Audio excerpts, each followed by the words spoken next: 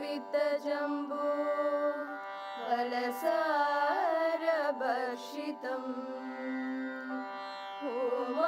उमासुतं शोकविनाशकारणं Namami Vighneshwar पादपङ्कजम्।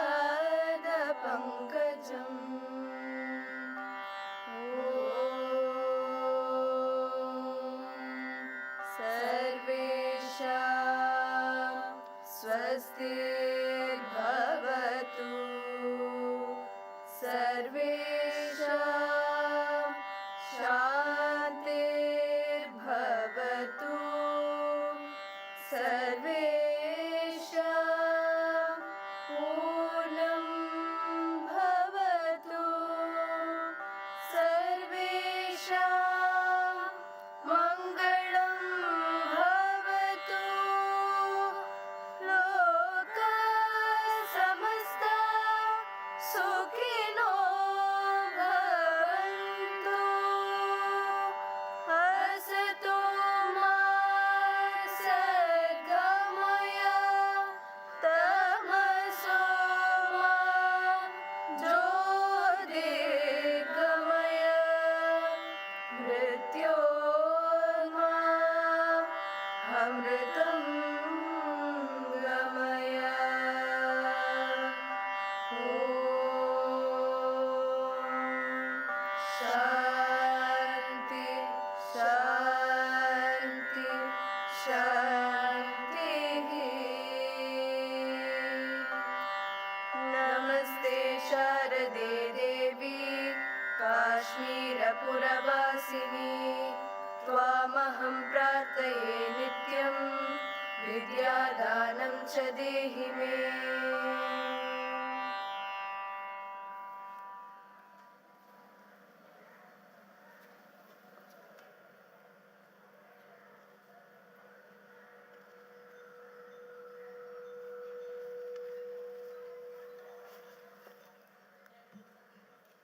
Thank you, dear students. Namaste and Suprabhatam to everyone here. Here we are celebrating the rich legacy of Kashmir on day 4 of the Vitasta festival, held here at Kalakshetra Foundation as part of the Azadi Ka Amrit Mahotsav in partnership with the Ministry of Culture, Lalit Kala Academy, the North Zone Cultural Center, Sahitya Academy, and the Tourism Ministry. It is of great pride that our Honorable Prime Minister, Shri Narendra Modi ji, is keenly watching Vitasta from wherever he is and has sent us his dear wishes through his tweet last evening.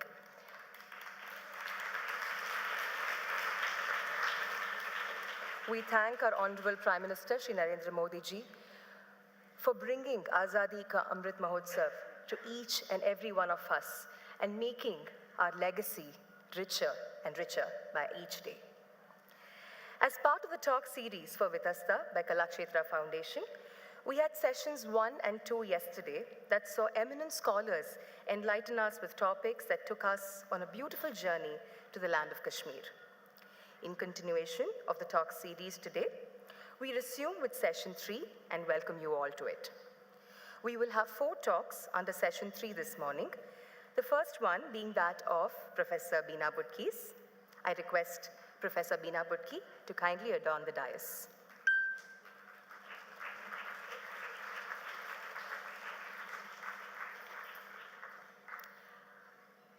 I request Srimati Revati Ramachandran, Director, Kalakshetra Foundation, to kindly felicitate Professor Beena Budki.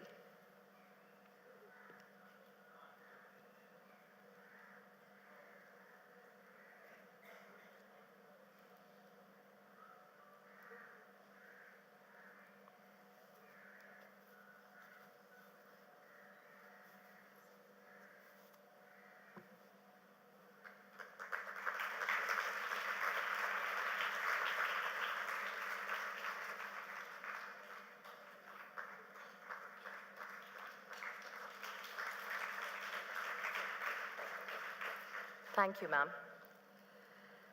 Educationist and social reformer, Professor Beena Budki hails from the Kashmir Valley. with expertise and qualifications in the fields of education, economics, sociology, journalism and mass communication, and linguistics and translation. Her career graph ascended from the role of a teacher to a dynamic professor within a span of 16 years. However, the unfortunate terrorist activity in the valley forced her to move out of Kashmir, her homeland. She worked in Kendriya Vidyalaya for 16 years at Arunachal Pradesh, Benga Valley, Shillong, Jammu and Kashmir, Delhi, and Ghaziabad. Recipient of many national and international awards, she has a galaxy of papers and literary work published. Author of novels, essays, children's and women's literature, her social work with widows and children of the valley is commendable. We are extremely proud to have Professor Beena Budki amidst us today, and we shall now have her talk on the culture of Kashmir. Over to you, madam.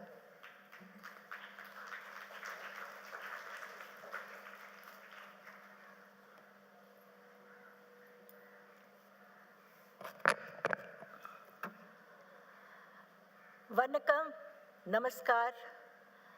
I hope today it's my pleasure that I came here. I wanted to thank first Mrs. and Dr. Revati Ramachandran, who invites me for this Vitasta program. And I'm thankful to Dr. Garyali also. She was doing all the work. She has given our names from Australia. I'm thankful to Mr. Shankar also, who has made 75 episodes on Kashmir, this situation, and 75 lectures also. Today, this is the festival of Vitasta.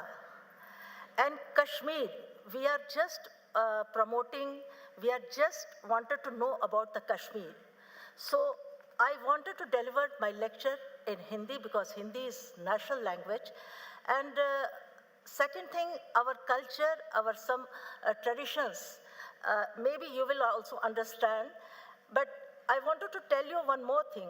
Nanapal Murai, Tamil Nadu, Natke Vandulan, Enuku Tamil Nadu, Pal, Vardam connection, Chennai ko Vande Mika Migalchi. So this Tamil Nadu is not new for me. I love my Tamil Nadu and Kashmir, and now I will deliver my lecture about the Kashmir culture.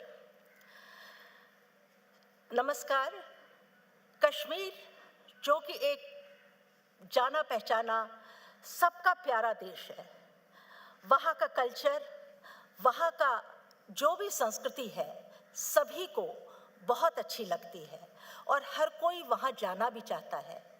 तो मैं समय समय पर वहाँ पर कई बदलाव आए और उसके साथ हमारा कल्चर भी बदलता रहा। अब मैं आपको कुछ ऐसी चीज़ें बताऊंगी कि जो सिर्फ कश्मीर में होती हैं और कहीं नहीं। सबसे पहले घूंघट।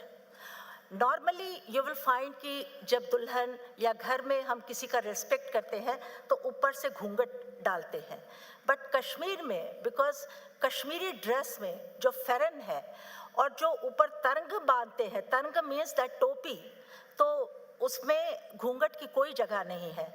ओनली वेडिंग टाइम थोड़ा सा दुल्हन जो है वो घूंघट निकालती है, बाकी समय वो घूंघट नहीं निकालती है। तो हमारे यहाँ घूंघट का कोई सिस्टम नहीं है। हाँ, अगर आपको बड़ों का रिस्पेक्ट करना है या कुछ ऐसा मान देना है तो हम लोग हाथ से ऐसे करके वो देते हैं, जिसको हम बोलते हैं नोर द्युन। नोर द्युन मीन्स कि बाँह से अपने मुंह को ढांप लेना। तो दिस इज फर्स्ट कल्चर जो हमारे कश्मीर में है, बाकी सब जगह आपको घूंघट मिलेगा, कश्मीर में नहीं। दूसरा, पुलहोर। पुलहोर मीन्स घास की चप्पल, घास की चप्पल जो कि खास मौक़ों पर, जैसे शादी है या कोई यज्ञ है, हवन है, कोई भी पूजा है, उस वक़्त ये पुलहोर पाँव में पहना जाता है क्योंकि इसे पवित्र समझा जाता है और इसे पहनकर ही वो पूरी पूजा संपन्न की जाती है। इसके बाद मैं आपको, आजकल माघ का महीना शुरू हो गया है और कश्मीर में सबसे बड़ा त्यौहार शिवरात्रि होती है। शिवरात्रि हालांकि पूरे भारत में मनाई जाती है, लेकिन आप 1 या 2 दिन मनाते हैं। लेकिन कश्मीर में ये शिवरात्रि 23 डेज़ की होती है। और आपको सबसे बड़ी बात एक अजीब सा लगेगा या एक नई बात पता चलेगी कि नॉर्मली आप पूरे भारत में जब कोई त्यौहार मनाते हैं तो या तो फसल कटती है या बोई जाती है या कुछ ऐसा किया जाता है तो त्यौहार मनाया जाता है। लेकिन कश्मीर भारत में फरवरी के महीने में मनाई जाती है। उस वक़्त सिर्फ चारों ओर बर्फ़ ही बर्फ़ होती है। तो बर्फ़ के बीच में ये शिवरात्रि के त्यौहार में हम अखरोटों की पूजा क्यों करते हैं, ये एक प्रश्न है। तो वो इसलिए कि कश्मीर में शिवरात्रि पर अखरोटों की पूजा होती है, और अखरोटों की पूजा इसलिए होती है क्योंकि वो 4 वेदों का प्रतीक होता है। This is अखरोट, walnut is a symbol of 4 Vedas. That's why we are worshipping walnut, उसी से पूजा होती है। हम लोग 3 दिन की ये पूजा भी करते हैं, द्वादशी की। पूरे भारत में शिवरात्रि जहाँ 1 दिन की होती है, लेकिन जिस तरह से गौरत्रय से गौरी त्रिया, जिस दिन शारदा देवी का जन्मदिन भी मनाया जाता है या कोई नया काम किया जाता है, उस दिन हर पंडित हर घर में जाता है और ऐलान करता है कि शिव पार्वती की शादी होने वाली है। तो उस दिन से शादी की तैयारियां शुरू हो जाती हैं। पहले 8 दिन लोग आते हैं, जाते हैं, घर को लीपते हैं, सजाते हैं, वाइट वॉश करते हैं। अगर मिट्टी के मकान होते थे तो मिट्टी से लीपते थे। ये सारी चीज़ें करते थे। और अष्टमी तक लड़कियां अपने मायके आ जाती हैं, जहाँ वो नहाती हैं, धोती हैं, कपड़े ले जाती हैं। अब क्योंकि बदल गया है, ज़माना बदल गया है, लेकिन अभी भी लड़कियां अष्टमी तक। और दूसरी बात, हमारे यहाँ चाहे 80 इयर्स की लेडी होगी या 90 इयर्स की लेडी होगी, शिवरात्रि में अष्टमी तक वो ज़रूर अपने मायके 1 दिन आती है, और वहाँ से वो थोड़ा सा नमक और नान बाई की रोटियाँ लेकर के जाती है और अतगत लेके जाती है। ये बहुत बड़ा हमारे यहाँ ट्रेडिशन आज भी चल रहा है। जब ये सारा हो जाता है, द्वादशी के दिन जो है, हम भारत बाकी जगह पे त्रयोदशी को मनाई जाती है। हम द्वादशी की रात को शिव विवाह बनाते हैं। हम शिव जी का कलश, पार्वती का कलश और 3 डुलचे और छोटे और 3 बर्तन रखते हैं और भैरव का बर्तन रखते हैं, यानी कि उसकी पूरी बारात को वहाँ पर सजाते हैं। उसे अखरोटों से भर देते हैं, और जो उस दिन हमने खाना बनाया होता है, डिफरेंट टाइप के वैरायटी बनाई होती है, वो सब उसमें डाला जाता है।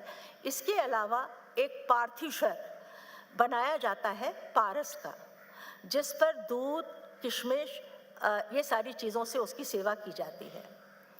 3 दिन तक इसका पानी बदला जाता है, रखा जाता है, और नया, और चावल के आटे की राइस, जिस रोटी उसकी बनाई जाती है, वो भी डाला जाता है। फिंगर चिप्स आलू के वो भी बनाए जाते हैं। पहले कहा जाता था कि जो गृहस्थ के लोग होते थे और साधु लोग, ये लोग द्वादशी के दिन अमावस तक अंतर्ध्यान मतलब साधना में लीन हो जाते थे। अमावस के दिन जो गृहस्थ आश्रम के व्यक्ति होते थे वो वापस आते थे, और साधु लोग अष्टमी तक वापस आते थे। तो 3 दिन तक अंतर्ध्यान रहना सबके बस की बात नहीं है। It is not a joke कि 3 days you will not eat food, you will not drink water और एनीथिंग। तो इसलिए कहा जाता था कि जिसमें इतनी शक्ति होती थी, जिसमें 4 वेदों को जानने का दम होता था, वही इसको कर सकता था। इसलिए हम अखरोट की पूजा करते हैं। अखरोट को 4 वेदों का प्रतीक मानकर हम पूजा करते हैं, और अमावस के दिन ये पूजा समाप्त होती है और अष्टमी तक ये अखरोट बांटे जाते हैं सब जगह पे। उसके बाद नहीं बांटे जाते हैं। तो ये बहुत बड़ा, शायद आज आपको पता चला होगा कि क्यों कश्मीर में अखरोटों की पूजा की जाती है और कैसे मनाई जाती है। इसके बाद दिसंबर या जनवरी में हमारा एक त्यौहार होता है जिसे हम शिशुर कहते हैं। शिशुर को नई वधू, जो नई ब्राइड होती है या कोई न्यू बेबी बॉर्न होता है, ये उनका खास त्यौहार होता है। हम लोग चूना, जो लाइम होता है, जो पान के अंदर डाला जाता है, वो और थोड़ा सा इसबंद जो खुशबू जिससे आती है जलाने से, और इसको ज़रबाब के कपड़े में डाल करके एक तावीज़ की तरह बनाया जाता है और उसको बहू के साड़ी में, शॉल में, स्वेटर में और बच्चे के स्वेटर में बांध दिया जाता है। और अगर नई वधू होती है, नई ब्राइड होती है, उसके सामने कांगड़ी रख दी जाती है। कांगड़ी में जो भी आता है वो उसमें पैसे डालता है। तो ये, क्योंकि उन दिनों कश्मीर में जनवरी फरवरी में बहुत बर्फ़ होती है और जो ये जितनी भी नर पिशाच, जितनी भी जातियां हैं, ये सब ऊपर से मैदानी इलाकों में आती हैं। इनके डर से बचाने के लिए, इनकी नज़र से बचाने के लिए ये त्यौहार मनाया जाता है। And second most important thing कि चारों तरफ जब बर्फ़ होगी तो आप मिल नहीं सकते हो, यू कांट मीट एनीवन। तो देखिए वहाँ पर ये ऐसे त्यौहार रखे गए हैं कि जिस बहाने से लड़कियाँ अपने मायके आती हैं, अपने पेरेंट्स से मिलती हैं, अपने भाई बहनों से मिलती हैं और आना जाना लगा रहता है। तो ये शिशुर जो है, ये दिसंबर और जनवरी में एक बहुत बड़ा त्यौहार होता है और इसे सेलिब्रेट किया जाता है। कांगड़ी, जो कि सिर्फ कश्मीर में होती है, कांगड़ी जहां आपको विंटर्स में गर्म देता है, मतलब वो आपको आराम देती है, उसके साथ साथ मार्च में तिल अठम के दिन हम जतो तू एक फेस्टिवल मनाया जाता है जिसमें कांगड़ी में आग डाल करके उसको बच्चे खेलते हैं और लास्ट में उसको नदी में फेंक देते हैं। मीन्स कि they are just bye bye कर देते हैं कांगड़ी को कि विंटर इज़ गॉन और समर आ रहा है, उसको जतोतू कहते हैं। इसी तरह ये कांगड़ी जो है हमारे हर घर में आजकल आप देखेंगे सजाई जाती हैं। कुछ लोग शो पीस के तौर पे इसको यूज़ करते हैं, लेकिन ये हमारे त्यौहार का, हमारे डेली रूटीन का एक बहुत बड़ा अंग भी है, क्योंकि जितने भी त्यौहार होते हैं इसमें डाल करके हम इसबंद को जलाते भी हैं। जैसे कोई भी आदमी होगा उसको सिर पे वो इसबंद लगाते हैं और इसके अंदर डालते जाते हैं। तो कांगड़ी, जो कि सिर्फ कश्मीर में उपलब्ध है और कश्मीरी लोगों का एक बहुत बड़ा एक हिस्सा भी है। इसके अलावा तुम्बक नर, जस्ट लाइक आप यहाँ पर ये नगाड़े बजाते हैं, बहुत सी चीज़ें बजाते हैं, हमारे इंस्ट्रूमेंट में सबसे इम्पॉर्टेंट जो है वो है तुम्बक नारी, जिसको मिट्टी का बनाया जाता है और उसके ऊपर चमड़ा लगा दिया जाता है। और जब ये तुम्बक नारियाँ शादी हो या कोई भी माहौल हो, जब गरजती हैं तो दिल भी धड़कते हैं, पाँव भी थिरकते हैं।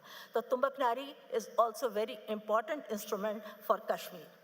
उसके बाद अब मैं आपको शादी के बताऊंगी। जिस तरह से आप मंगलसूत्र पहनते हो, हाफ पेरेंट साइड का, हाफ इन लॉ साइड का, इसी तरह हमारे यहाँ भी कश्मीर में नीचे वाला हिस्सा जो है लड़की पेरेंट्स के यहाँ से पहन के जाती है धागे में, और ये चेन और इसके नीचे एक और होता है, ये इन लॉज उसको पहनाते हैं जब वो ससुराल जाती है, और तब ये हमारा मंगलसूत्र बनता है। और ये हर औरत के लिए बहुत इम्पॉर्टेंट है। पहले ये 5 तोले का होता था, लेकिन बदलते वक्त ने इसको छोटा छोटा छोटा कर दिया है और आज ये कुछ महिलाएं बिल्कुल इसको छोटे रूप में कानों में पहनती हैं और कुछ दूसरे लोग जो इससे प्रभावित होते हैं वो लोग भी बनवाते हैं। तो ये हमारा मंगलसूत्र है जो कि अब बदलता जा रहा है, लोग इसको बहुत छोटे रूप में पहनते हैं। इसी तरह और भी चीज़ें हैं, और चीज़ें ये हैं कि हमारे यहाँ जैसे जब आप कश्मीरी ड्रेस में फ़ोटो उठाते हैं, यहाँ पे ज्वेलरी बांधते हैं, फेरन पहनते हैं कढ़ाईदार, नहीं, कश्मीरी जो हिंदू हैं वो जो है मुस्लिम्स का ड्रेस है, वो लोग उसको बांधते हैं, यहाँ पे ज्वेलरी बांधते हैं, लेकिन हिंदू जो हैं वो भी फेरन पहनते हैं और सर पे तरंग बांधते हैं और पीछे से एक लंबी जैसे दुपट्टे की तरह लटकती है जिसको लूंग बोलते हैं। तो ये हमारा ड्रेस होता है जो हिंदुओं का, तो इसको पहना जाता है, लेकिन आज बदलते वक्त ने इसकी जगह साड़ी का ले लिया है। अब फेरन में बहुत कम लड़कियां विदा होती हैं। इसके बाद डांस में हमारे यहाँ मुस्लिम संप्रदाय का रोफ बहुत ही प्रमुख और जो डांस है जिसमें महिलाएं जो हैं आपस में मिलकर के एक साथ कदम आगे पीछे बढ़ाती हैं और आगे पीछे जाती हैं और रोफ करती हैं, चाहे शादी का टाइम हो, चावल बिनने का टाइम हो या कोई भी ऐसा खुशखबरी का टाइम हो, उस वक़्त इस रोफ को किया जाता है। और रोफ जो है वहाँ का जो कश्मीरी महिलाएं हैं, हिंदू महिलाएं हैं, वो वनवन गाती हैं। मुस्लिम जो हैं डांस करके रोफ करते हैं और हिंदू महिलाएं वो वनवन कहते हैं, उसको वनवन कहते हैं हम, वो गाती हैं और उस तरह के गीतों को वो गाती रहती हैं। इस तरह से हमारे यहाँ एक त्यौहार है नवरोज़, जो आपके यहाँ गुड़ी पड़वा ये सारी चीज़ें भी जब मनाई जाती हैं, चैत्र बैसाखी जब आप लोग मनाते हैं, तो हम लोग भी कश्मीर में नवरोज़ मनाते हैं। नवरोज़ एक हिसाब से बर्फ़ को टाटा करने का समय होता है। हम सब लोग बाहर जाते हैं, इसमें गार्डन्स में जाते हैं, वहाँ पर चाय वगैरह बनाते हैं, घूमते फिरते हैं। बादाम के पेड़ों में जो आपका आमंड्स है, आमंड्स के ट्रीज़ में फ्लावर्स भी आते हैं, उसको देखने के लिए लोग जाते हैं। और शारिका पर्वत जो है वो पूरा भरा हुआ है आमंड्स के पेड़ों से। तो हम लोग उस दिन वहाँ जाते हैं, नए खाते हैं, पीते हैं, नए वस्त्र पहनते हैं, या कोई नया अच्छा काम करना होता है तो हम उसी दिन करते हैं। दूसरी बात, पूरे भारत में जब हम जन्मदिन मनाते हैं, अपना बर्थडे मनाते हैं, तो मोस्टली हम क्या करते हैं, केक बनाते हैं, केक लाते हैं, केक ऑर्डर करते हैं। मगर कश्मीर में ऐसा नहीं होता। कश्मीर में हम फर्स्ट ऑफ ऑल विक्रमी के हिसाब से अपना बर्थडे मनाते हैं और पीले चावल, तहर, जिसे हम तहर बोलते हैं, उसको बनाते हैं। पीले चावल को पूजा करते हैं, जो भी अगर पंडित आता है तो पंडित करता है, नहीं तो घर की बड़ी बूढ़ी औरत जो होती है वही पूजा करती है।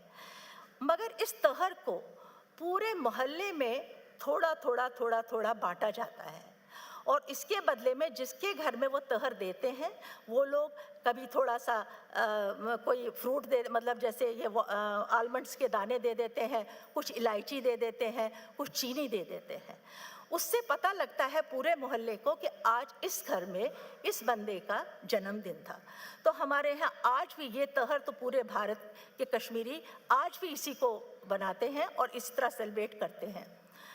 कश्मीर में जब बहू आती है तो तब भी जो वो मायके से लाती है, जो भी लाती है, हमारे यहाँ नानबाई की रोटियां बहुत होती हैं, जो क्योंकि घर में वहाँ ये वीट पैदा नहीं होता है, तो हर जगह जगह पे नानबाई की दुकानें हैं जहाँ पर डिफरेंट टाइप की रोटियां बनाई जाती हैं, ब्रेड्स बनाए जाते हैं। मॉर्निंग ब्रेकफास्ट के लिए जो हम रोटी खाते हैं या जो हम ये ब्रेड खाते हैं उसको लवास बोलते हैं, जो मॉर्निंग ब्रेकफास्ट के लिए यूज़ होती है। जो 3 बजे 4 बजे की चाय के साथ जो ब्रेड हम यूज़ करते हैं उसको तेलवुर कहते हैं और कतलम कहते हैं। उन रोटी को हम ये 2 नाम से पुकारते हैं। और अगर हमें कहीं और किसी लड़की के ससुराल या किसी खास मौके पे किसी को भेजना होता है तो हम उसे टक टच या रोट भेजते हैं। ये रोट गोलाकार काफ़ी बड़ा होता है और इसको ड्राई फ्रूट से सजाया जाता है और ये भेजा जाता है। खाने में बहुत अच्छा होता है। ये कम से कम 15-20 दिन, 1 महीने तक हम इसको रख सकते हैं। तो ये चीज़ें जो है, ये कश्मीर में जगह जगह पे आपको नानबाई की दुकानें मिलेंगी जो रोटियों को बनाते हैं। कश्मीर में रोटियां बनाने का घर में कोई प्रचलन नहीं है, लोगों को आती भी नहीं। अब आती है क्योंकि वो कश्मीर से बाहर आ गए हैं, तो अब थोड़ी बहुत रोटियां बनाते हैं, लेकिन कश्मीर में जगह जगह आपको यही मिलेंगी। एक चीज़, आप पूरे भारत में किसी के घर जाते हैं या किसी का कोई खुशी का मौका होता है या कुछ होता है तो आप मिठाई लेके जाते हैं। हमारे यहाँ लड़की जब मायके आती है या मायके से ससुराल जाती है या कोई भी खुशी का त्यौहार होता है तो नमक का एक पैकेट, सॉल्ट पैकेट डेफिनेटली लेके जाती है, उसके बिना नहीं जाती है। हमारे यहाँ नमक को ज़्यादा पवित्र माना गया है और कश्मीर में जब नमक की बहुत हड़ताल जब मिलता नहीं था तो लोगों ने अपने सोना बेचकर, अपनी ये अटहूर बेच के थोड़ा नमक हासिल किया है।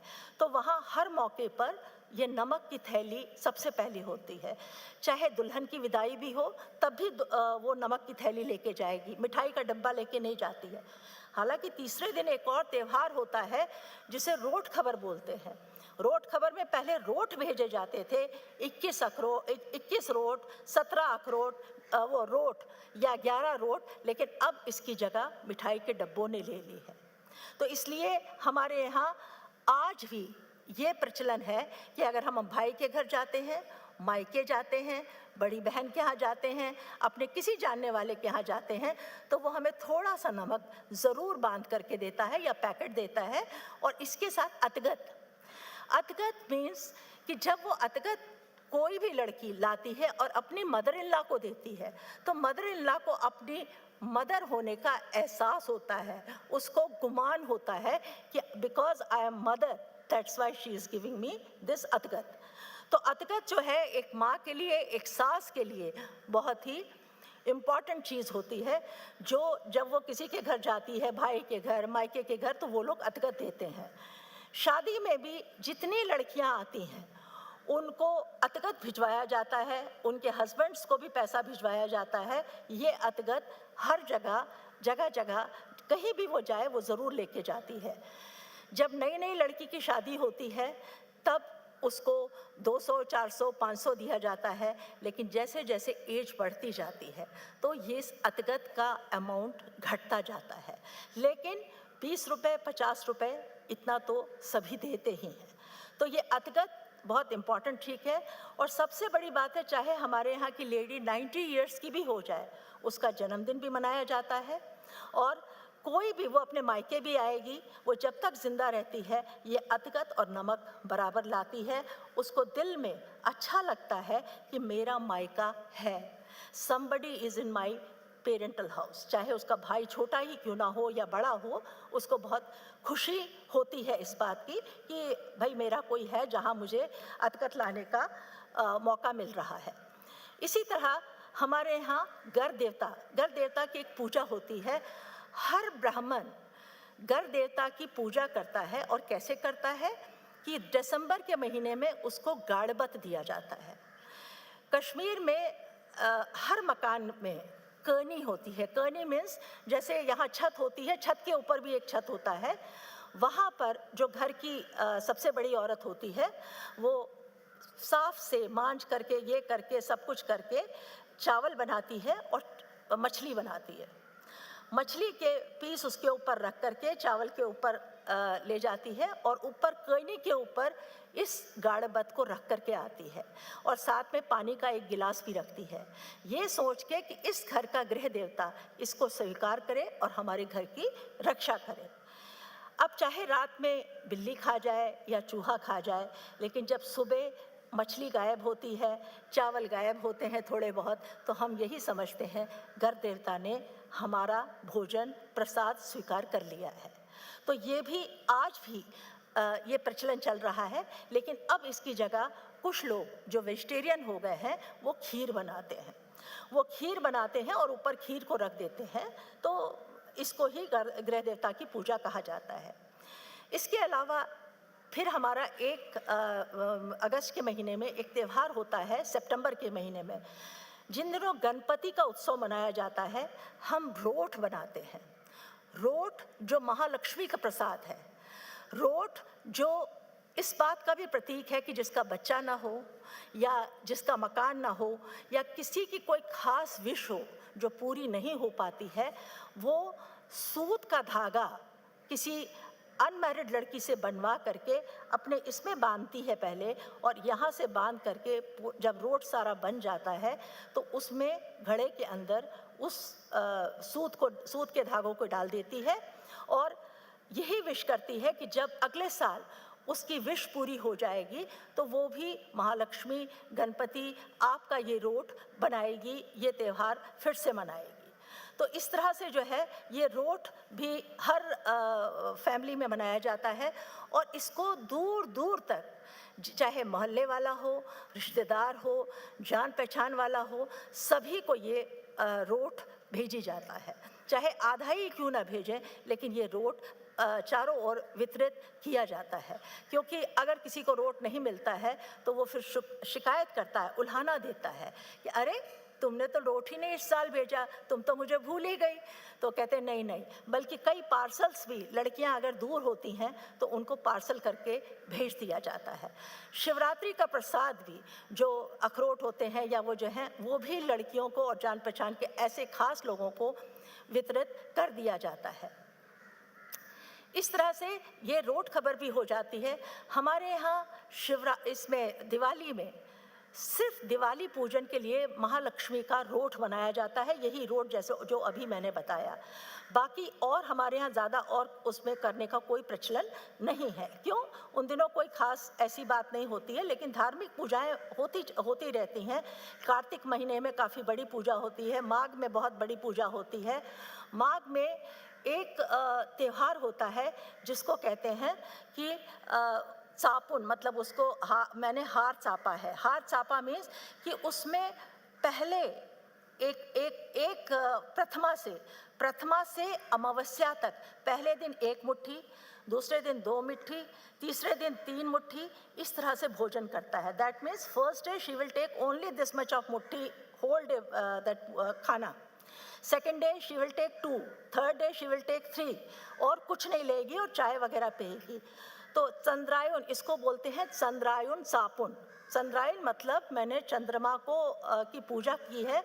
तो जो इसको कर लेता है, पहले वो 15 दिन तक 1 मुट्ठी, 2 मुट्ठी, 4 मुट्ठी ऐसे करके खाना खाता है, and then again she started, पहले पूरा 15 दिन की मुट्ठी, 15 मुट्ठियाँ, फिर 14, फिर 13, फिर 12, फिर 11।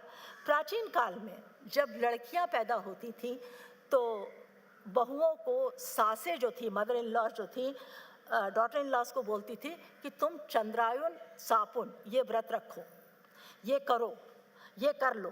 तो महिलाएं जो हैं, कुछ लोग लड़का प्राप्त करने के लिए या खास कोई उनकी विश होती थी तो उसके लिए ये चंद्रायन जाप करती थी, इसको करती थी। और बहुत इसको करना इतना आसान नहीं होता है, लेकिन फिर भी बहुत से लोग करते थे।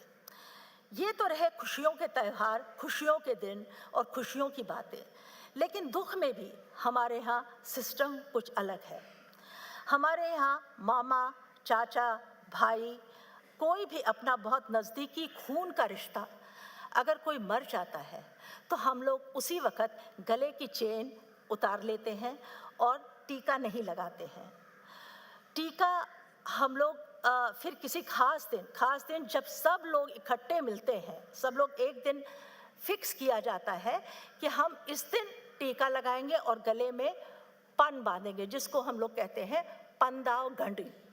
मेरे भी 2 जनवरी को अभी भाई की डेथ हुई थी और हमने भी उस दिन टीका उठा दिया था, गले की चेन निकाल के रखती थी। तो अब हम 3 फरवरी को घर से बाहर निकल के, घर के अंदर नहीं, घर के बाहर निकल करके टीका भी लगाएंगे। टीका तो बसम का कुछ पहले लगाते हैं और गले में सफ़ेद धागे को बांधते हैं, चेन एकदम से नहीं पहनते हैं। और चेन को फिर हम 1 वीक के बाद गोल्डन चेन पहनते हैं। पहले हम वाइट कलर का जो धागा होता है, जो थ्रेड होता है, उसको पहनते हैं। तो ये इसको बोलते हैं पंदाव गंडिन। पंदाव गंडिन, अगर पंदाव आपने नहीं बांधी है, पंदाव नहीं बांधी तो आप किसी शादी में नहीं जा सकते हो। अगर आप बहुत नज़दीकी जो शादी होगी किसी की तो आप नहीं जाओगे बिना टीके के। और गला हमारे यहाँ कभी खाली नहीं रखा जाता है। तो अगर किसी खास की शादी हो, कुछ हो, तो वहाँ पर भी नहीं जा सकते हैं। तो ये हो गया मरने का त्यौहार। और इसके अलावा हमारे यहाँ शुरू के जो मरने के बाद भी 12 दिन तक तो मनाया ही जाता है। हमारे यहाँ 13वीं नहीं होती है, बट 12वीं जो है 11वां दिन हमारा सबसे इम्पॉर्टेंट दिन होता है, जिस दिन उसको मोक्ष दिया जाता है, जिस दिन उसको मोक्ष मिलता है, सारे पिंडों को मोक्ष मिलता है। वो पूजा सारे दिन होती है और उसके बाद 15-15 दिन तक, 3 महीने तक उस व्यक्ति के नाम का पूजा किया जाता है और जो खास उसका बंदा होता है वो व्रत रखता है। उसके बाद 1-1 महीने तक रहता है और 6 महीने की फिर पूजा होती है और फिर साल भर की होती है। इसमें एक इम्पॉर्टेंट चीज़ और होती है, वो है तिल द्युन। तिल द्युन होता है कि पूरे साल भर उस व्यक्ति को रोशनी से उसका रास्ता जगमगाता रहे, उसको कभी अंधेरा न महसूस हो, उसके लिए ये तिल दिया जाता है।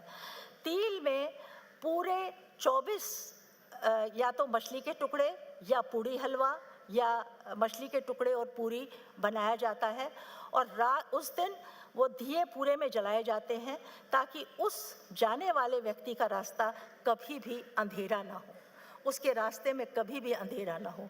तो इसको बोलते हैं तिल द्युन। तिल द्युन का मतलब यही होता है, जो जितनी जल्दी, कुछ लोग 12वें दिन पे ही ये दे देते हैं ताकि ये पूरा हो जाए। एक त्यौहार कह लीजिए या रस्म कह लीजिए जिसे हम बोलते हैं काहनेतर।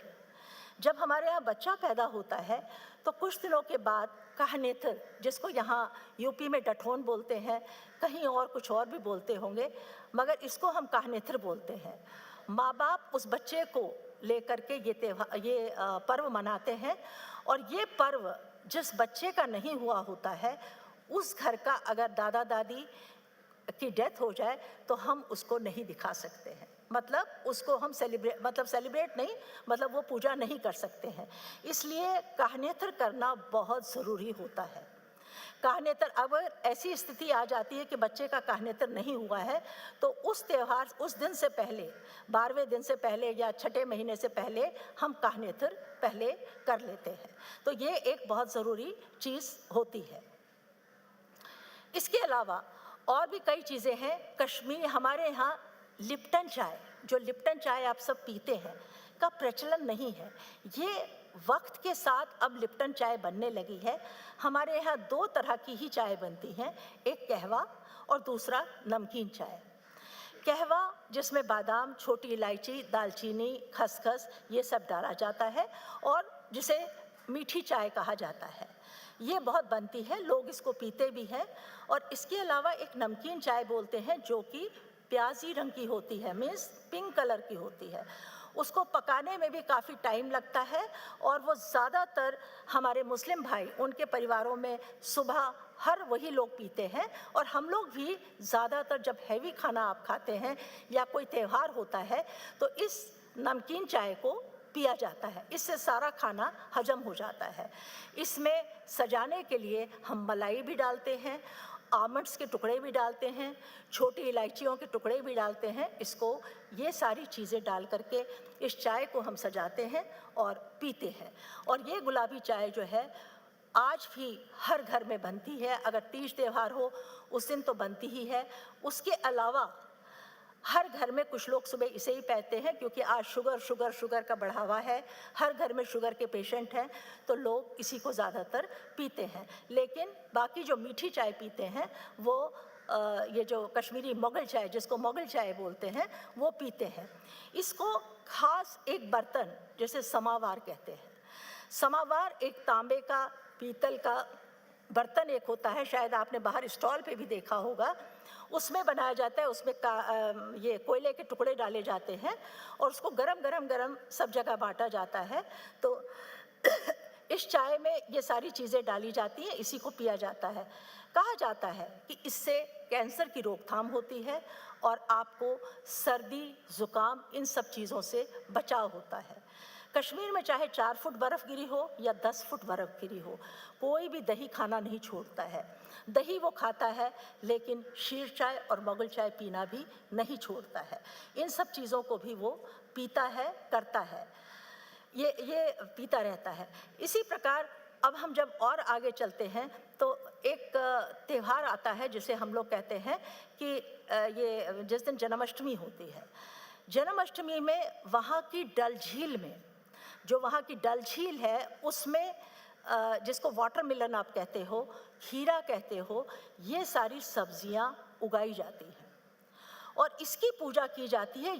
यही वाटरमेलन, यही खरबूज और तरबूज जो है, श्री कृष्ण जी को भी उस दिन चढ़ाया जाता है और उसे खिलाया जाता है। डल की ये नवीन सब्जियां जो हैं, ये उसको अर्पित की जाती हैं, क्योंकि उस समय ये फसल बन के तैयार होती है। और तब ये जन्म सतम, जिसको कश्मीरी में जन्माष्टमी, आप अष्टमी की पूजा करते हैं, हम सप्तमी की पूजा करते हैं, जिसे हम जन्म सतम कहते हैं। और उस दिन इन चीज़ों को, इन्हें अर्पित करके हम पूजा करते हैं। और जितनी भी लड़कियां जिनकी हैं उनके ससुराल में हम फल को भेजते हैं, चाहे बूढ़ी भी हो जाती है औरत, लेकिन उसके मायके से अगर उसका भाई समर्थ है, अगर उसका भाई कर सकता है, तो वो अपनी बहन को फ्रूट्स भेजता है, चीज़ें भेजता है। उसका जन्मदिन हो या किसी का भी जन्मदिन हो, उस दिन भी वो सामान भेजता है। इसके अलावा हस्बैंड का बर्थडे, पति का जन्मदिन, ये भी एक इम्पॉर्टेंट चीज़ है कि अगर भाई समर्थवान है, अगर वो कैपेबल है, तो वो बुढ़ापे तक अपनी बहन को एक साड़ी नहीं तो चाहे 50 रुपए, 100 रुपए या एक साड़ी मामूली सी वो भी भेज देता है, ताकि उसकी बहन को ये ना लगे कि उसका मायका नहीं है। तो ये बुढ़ापे तक चलता रहता है, इसमें कोई परिवर्तन नहीं रहता है। और अगर आपकी कोई बड़ी बहन है, कुछ इस तरह की हैं, तो वो लोग भी उनको भेजती रहती हैं। आई थिंक अब समय काफ़ी हो चला है, मेरे बाद भी आने वाले हैं और घंटी आ चुकी है। मुझे आशा है कि आप लोगों को कश्मीर का ये थोड़ा बहुत कल्चर मैं जो बता सकी, थोड़ा बहुत आपको समझ में आया होगा, और जितना समझ में आएगा उसके लिए मैं बहुत बहुत धन्यवाद चाहती हूँ। और यही चाहूँगी कि आप सब लोग कश्मीर आइए।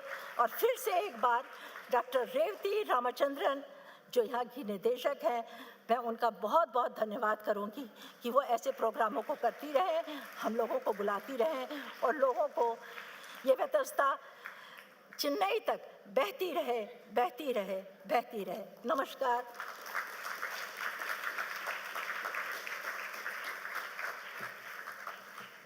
Thank you so much, Professor Beena Budki. It is so heartening to see that all our traditions and customs in our country revolve around the girl child and the women of the house. Isn't that great? With every state, from Jammu and Kashmir to Kanyakumari, I love the fact that she reiterated it so beautifully. Music, art, food, traditions, her way of dressing, the way they attach salt to happiness, the types of tea, food, everything. Look at the beauty of our customs and traditions. Thank you, Dr. Beena Budki, for giving us such an enlightening talk on the culture of Kashmir. I request our next speaker, Dr. J. Jagannathan, to please adorn the dais.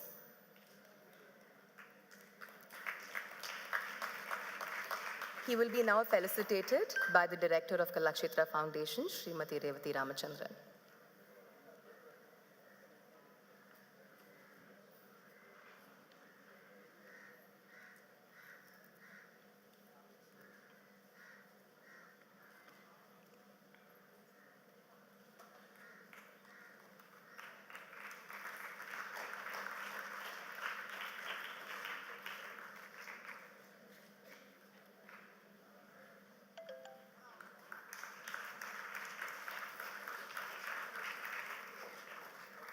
Thank you, ma'am.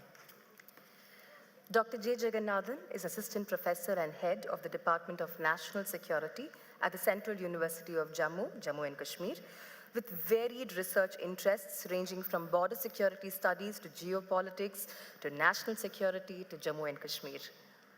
With an MPhil PhD in European Studies, he was a research fellow at the Internal and Regional Security Program and headed the South Asia Regional Security Program, focusing on Afghanistan and Iran at the Institute of Peace and Conflict Studies. Publisher of several articles in international journals and national newspapers, he has co-edited a book on energy and environmental security in South Asia. We're very proud to have you amongst us, sir. He will now enlighten us on Adi Shankaracharya from Khaladi to Kashmir. Over to you, sir.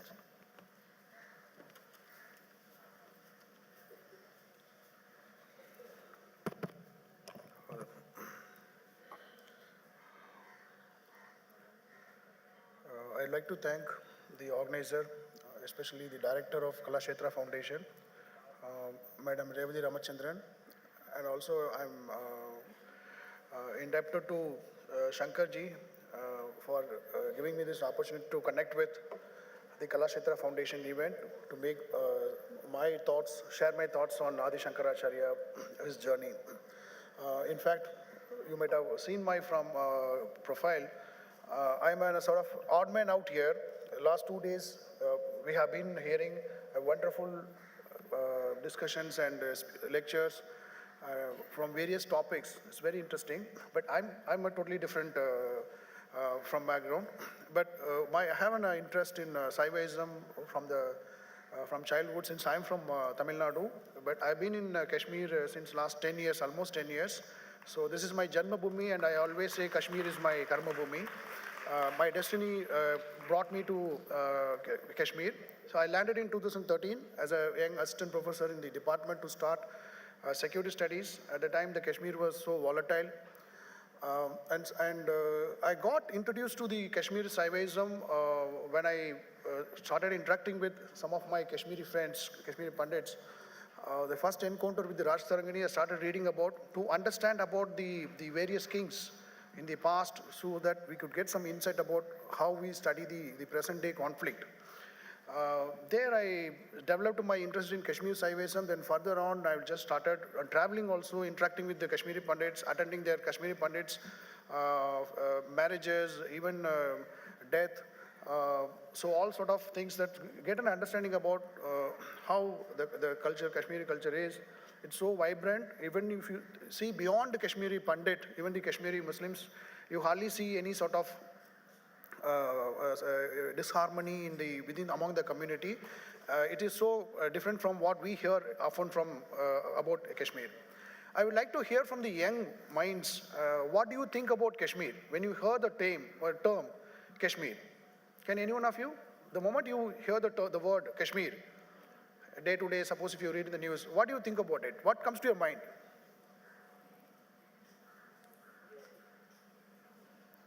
Yep.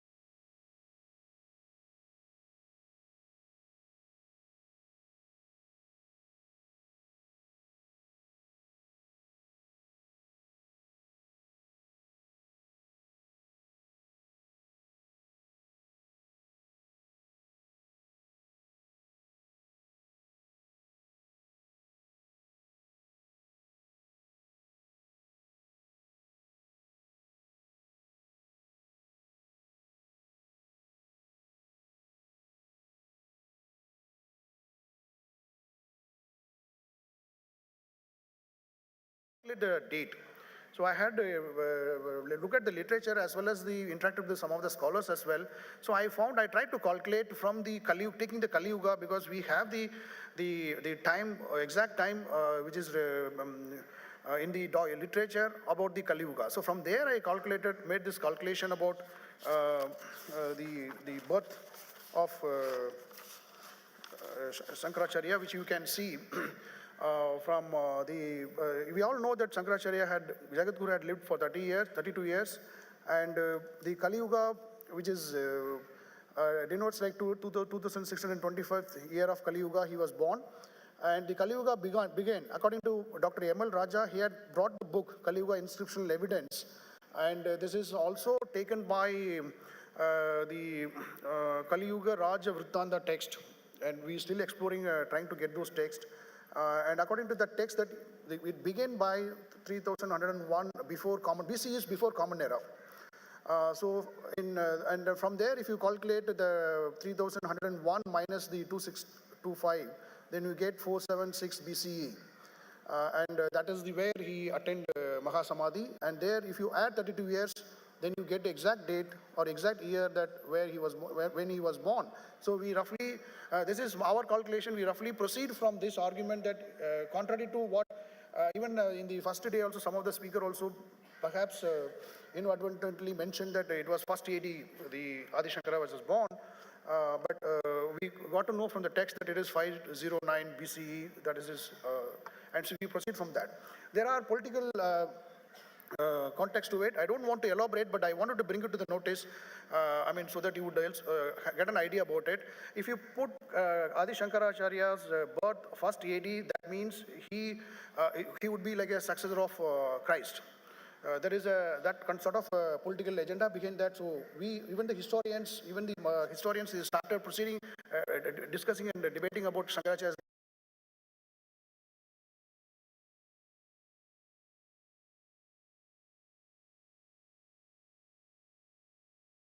I have taken this. You can, challenge this, or you can even counter it. But I have strong evidence, logics to believe that this could be the appropriate date. So the 509 BCE, before Common Era. So that is where he was born, and what was there at the time. So I take you back to the Indus Valley civilization and why the Shankaracharya's avatar was significant. To revive or restore the Dharmic culture or the Sanatani culture in this country. For that, we need to study about going back to this Indus Valley civilization. This is again a one set of theory, not taken from any theoretical books, but after reading the literature, we got to come to this premise that the Indus Valley civilization, we all know that how Indus Valley civilization went destroyed, maybe the natural cause or some sort of persecution, but all the historians of all the strands, they believe Indus Valley civilization destroyed because of the natural disaster happened, and that is a huge natural disaster. So perhaps that could be the reason that people who lived in the Indus Valley civilization moved into the hilly areas. Even that is the sort of a human nature or habit. Whenever there is a flood in the plain areas, the people tend to migrate to the hillside. So they would have migrated to the hilly areas, and of course the valley is the most safe and place for them. The another interesting argument which I found it, we don't have any evidence about the hierarchy in the Indus Valley civilization. For instance, who ruled the Indus Valley civilization? Who was having the authority? Though they had, all the city structure and trade and the river line trade and all, but we did not have any single evidence about who is the Raja or some sort of hierarchy authority which ruled or built the city. Of course, there should be some authority, but we did not have any evidence. So that indicates that the society was not in a sort of an order and hierarchy shape. It was sort of a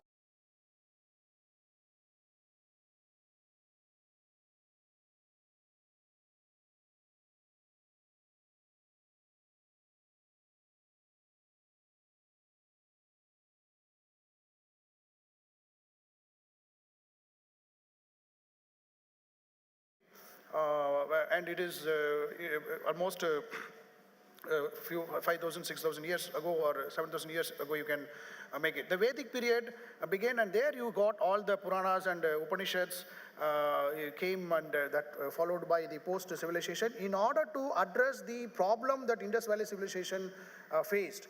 So the Vedic period brought some sort of a discipline, some sort of a moral, ethical things to the society living, so that there should be a sort of a social hierarchy or some sort of the structure we need to have among the societies. And these treaties and the Vedas, and it was brought to the in the society formed.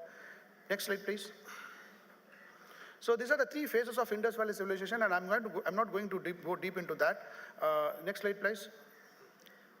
So the post-Indus Valley civilization period and the Vedic period, then they begin the first, I would say the avatar of Mahavira happened. And in fact, the Mahavir had sort of challenged the Vedic practices, all four Vedic practices, and sort of brought new sort of enlightenment. The word enlightenment began.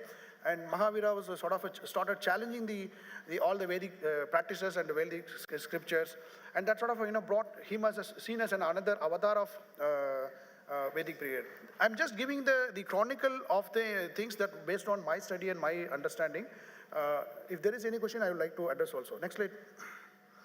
So then comes, the date was mentioned wrong. It is actually 623 C Common Era to 483, the Siddhartha Gautama Buddha, post Mahavira. So he continued the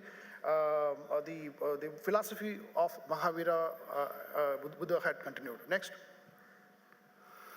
So this is a rough idea about how the cities were at that time, around 600 BC.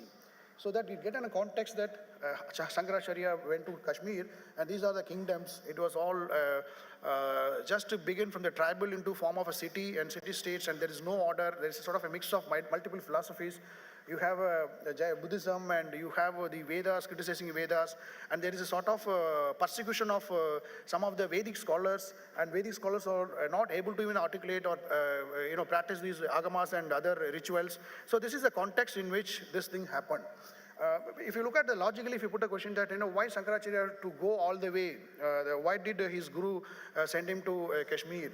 So that, because at the time that the Buddhism was sort of spreading and more prevalent, coming into this thing, and it was not the Buddhism of what they have been, the Buddhists had preached, that I'm going to explain in the next slide. And that's the reason the avatar was sort of important and significant, the Jagadguru's avatar. So Mahavira rejected the Vedas and placed the responsibility for salvation and enlightenment directly on the individual. So it is like an individual choice.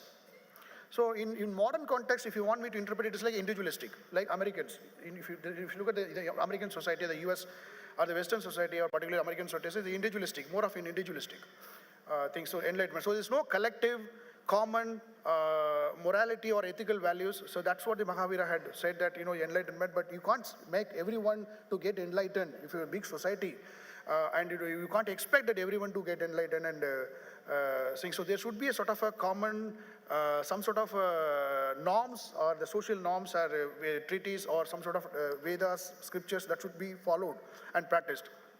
Buddha also did the same. Particularly, the philosophy school of Charvaka has rejected the supernatural elements. That was the major challenge that these two avatars, I would even call the avatars, the Mahavira and Buddha, they maintained that sense could be trusted to apprehend the truth, and further the greatest goal, it is like more of experiment, scientific. So it's more of Buddhism, and other things are, you can call it, they call it as a rationalism, or whatever they call it. Next. So this is the blue color, and the red color line is the Grand Trunk Road at that time. Today is highways, like one is Dakshinapada and Uttarapada, even today it exists. In fact, this connects, if you could see the map, that it connects the Takshashila and Nalanda. There's the two very prominent, one of the ancient and oldest universities. And the Nalanda University and Nalanda University is different from Takshashila University. For the simple reason that in Nalanda is actually a true university, one of the oldest true universities in a sense, because there is no sort of one sort of teaching. Like whereas in Nalanda you have the Buddhism was popularly taught, and this is sort of a new philosophical school that was emerged and built up in the Takshashila. That's a new thing. And in the most of the kings from the small kingdoms and all, they used to send their prince to either of these villages.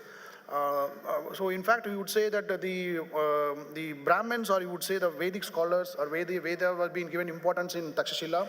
The mathematics, grammar, mathematics like Panini was from Takshashila. Even the Pythagoras theorem was also first made in Takshashila. There's a lot of evidences. That's the reason that I was a couple of months back, I was got an interesting news, but I'm still exploring. Abhinav Gupta is a mathematician. We all heard about Abhinav Gupta on multiple personality, polymath and all, but this particular person asked me to find out, so is there evidence, because there are some evidence indicates he is a very fine mathematician. He's a sort of equivalent to Ramanuja. But we need to explore more further into these texts to find out the other dimensions of Abhinav Gupta in those days, because the way he calculates all the things. Next slide, please. So at that time, the city is sort of expanding, and there is a foreign invasion that Cyrus II, the Persian Empire, they entered, invaded northern India, and there was a sort of a chaos. This is a political setup around the 600 to 500 BCE, before Common Era, when Shankaracharya was born on Avatar. Next slide. So the birth, I have clearly mentioned in the previous calculation that the lifetime is 32 years, and he, the age of 5, he left from Kaladi and to meet his guru at Narmada river. Then there he was sent to Kashi. Then throughout the rest is history. I don't want to elaborate what he met and debated with the Mishraji in Allahabad, or then he proceeded to Srinagar. I wanted to just highlight what happened exactly in Kashmir. There are a couple of stories. This is from the stories heard from the Pandits there in Kashmiri Pandits and the scholars. Next slide, like K.N. Pandita and all. Next. This is I just took a Google map, so how long it would take if you go by foot. This is the latest, I just took it. It takes 1 year to reach even Narmada river. So imagine if you reach 1 year, then it would have been like 3-4 years to reach Kashmir by foot. Not like 3 to 4 months. Next. So one of the important things that I wanted to highlight is the story I wanted to share with you. When Shankaracharya was in Kashmir, there was a Kashmir young princess, and the princess saw the Shankaracharya struggling to lit fire to cook his food, daily food. So the father asked the princess to go and help him, and the princess asked the father, who is he? So the father said that, I heard from my servants and others that he's a very learned scholar from South, and a young boy, and he has won over all the scholars, Vedic scholars, all the scholars and scriptures.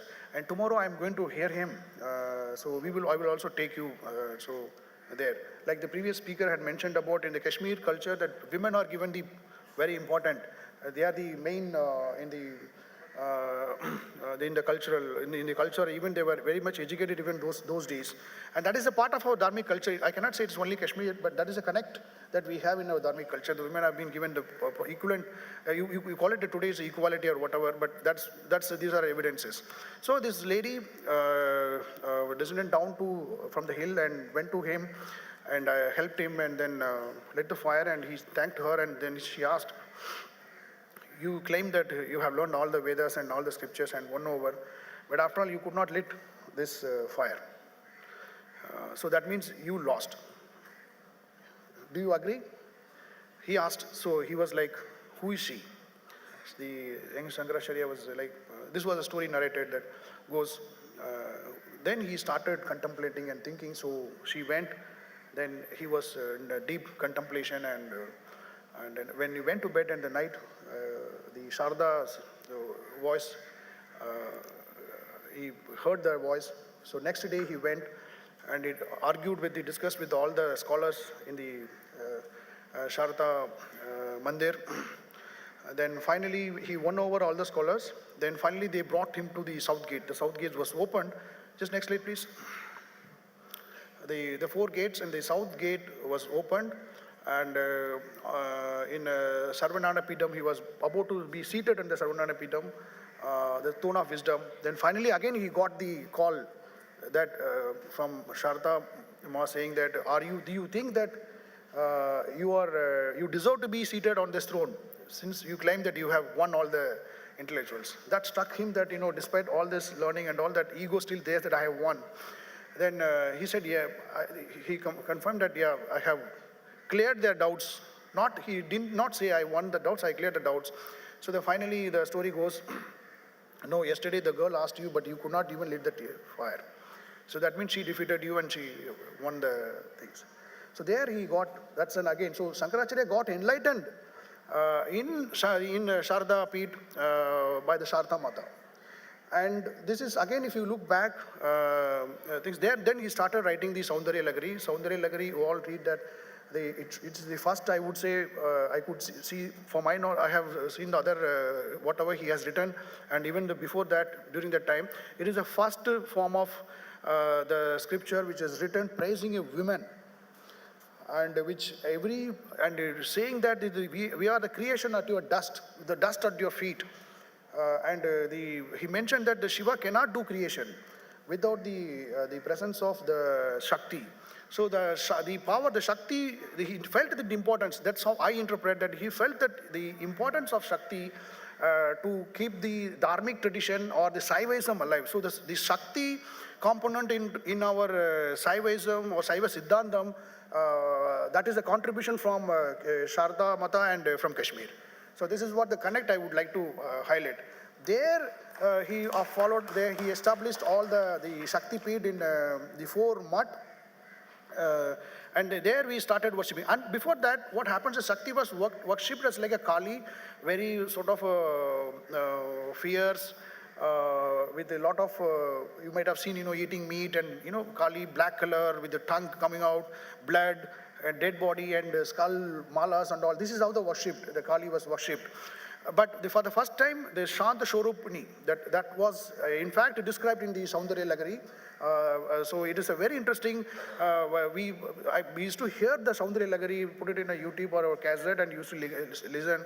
But when I started the research, then I started reading in the line, between the line in the Saundarya Lagari, what the meaning says about.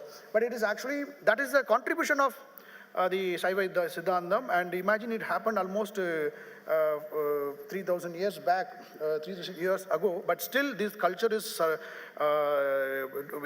so flourishing and vibrant, and that's because of the Shakti's worship. And that's the contribution of Adi Shankaracharya. So I would like to submit my presentation. This is the connect that Shankaracharya's contribution to Saiva Siddhantam, and that's a link between both the cultures. Now last I wanted to just say a couple of things. This is my personal observation being there. If you go to Kashmir, I think some of my friends from Kashmir, they would agree that I have met left of Kashmir Pandits, and their names are like Meenakshi. So like Meenakshi Kol or Meenakshi Mattu, so I asked, I could not find any temple on Meenakshi. Even yesterday, the speaker also presenting, there was no temple mentioned about name Meenakshi. But I said, how this name was very prevalent. Meenakshi was very common name in Kashmir. The same, when you, in Tamil Nadu, the Vaishnavi is very common name. Although we don't have any dedicated big temple on Vaishnavi, I haven't seen that, Vaishno Devi or Vaishnavi.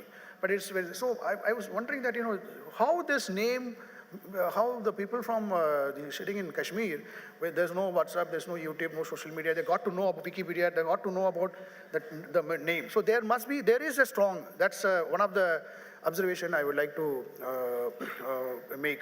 The second thing, the similarities, not only in the culture, even if you go down to some of the hilly areas, they called, in Kashmir, if you look at the things that there is a Pahadis, Gujars, then you have a Pandits, you have a Muslims, then you have some sort of Ahmadiyas. There are few, this is a demography they have. And if you come down then Jammu, this side of the Pir Panjal, you have Dogras, then Sharmas, Brahmins, Guptas, and so this is the demography they have. Even Jammu, the worshipping is also related to, among the Dogras and Rajput, there are a lot of similarities. I have seen the Kul Devdas, they also have the concept of Kul Devta in Dogras and Rajput. So having seen the Kashmir Pandits and Kashmir temples, I also visited some of the temples in Jammu region, especially among the Rajputs communities. And they have exactly the Kul Devta practice of what in our, they call the Siru Deiva Valibad. In Tamil, they call it like a Siru Deiva Valibad, isn't it? So they also have INR. You have INR, and they also have a sort of INR sort of Kuldev with all sort of a big, what do you call, sword or arwa or something like that, and with the Nagadevada, that this thing, and they offer milk and offer haldi. So I was surprised that how the Rajputs also following the same thing. And Amavasya, they go and worship, they keep some one, every year during Sankranti, before Sankranti, they have this, they organize a langar in that those Kul Devdas. This is among Rajput communities. So it means that is also connection between, we hardly noticed. In fact, I written about in the E-Vikatan, it was published in the E-Vikatan website, I think a couple of years back, when I went and saw all the langar during the Sankranti festival. All the Rajput of different, they do have a clans. All the clans, they assembled there, they had a langar and they worshipped, offered milk, and they were telling that in those days, almost 50, 60 years back or 100 years back, they used to sacrifice animals also, like goat and chicken, like what they do it in INR temples. So that is also, the similarities is there. So having said that, the cultural, from a different field, I realized that the culture is very important, and this is a sort of, we need to continue this sort of engagement of finding the linkages, rather than sort of seeing that Kashmir from the only conflict perspective, there is no cultural linkages, that is a media perspective. And I thank you so much for giving me this opportunity, and thank you very much.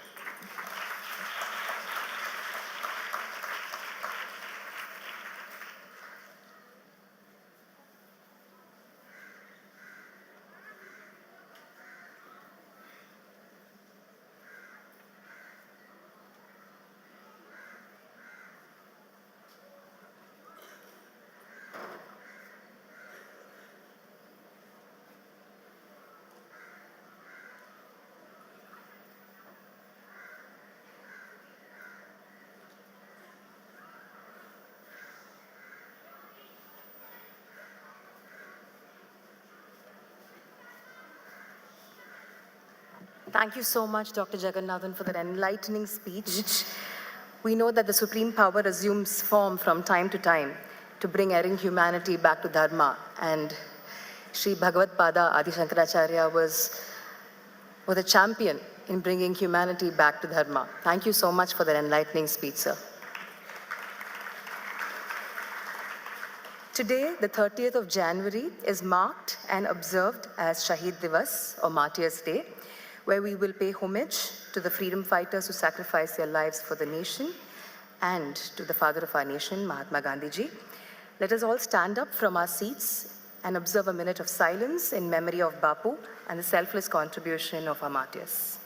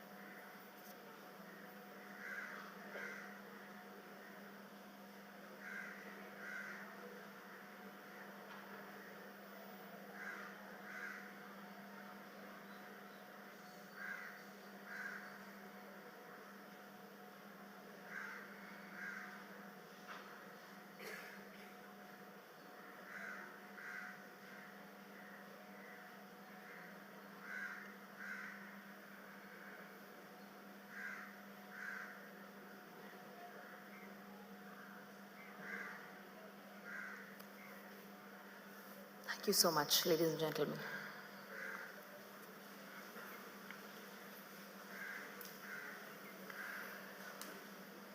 I take great pleasure in welcoming Shri Beru Singh Chauhan, the governing board member of Kalakshetra Foundation, to the Vitasta festival.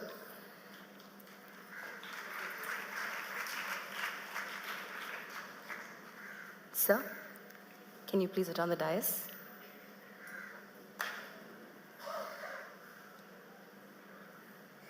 Shri Beru Singh Chauhan is one of our country's precious and finest folk singers who comes from a great folk lineage. A fine artist of international repute, we are very, very happy to have him in our midst today at the Vitasta Festival. We welcome you, sir.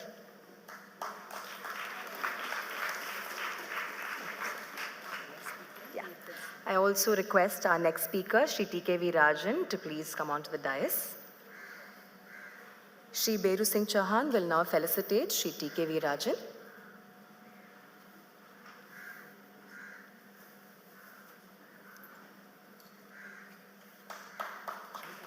Please.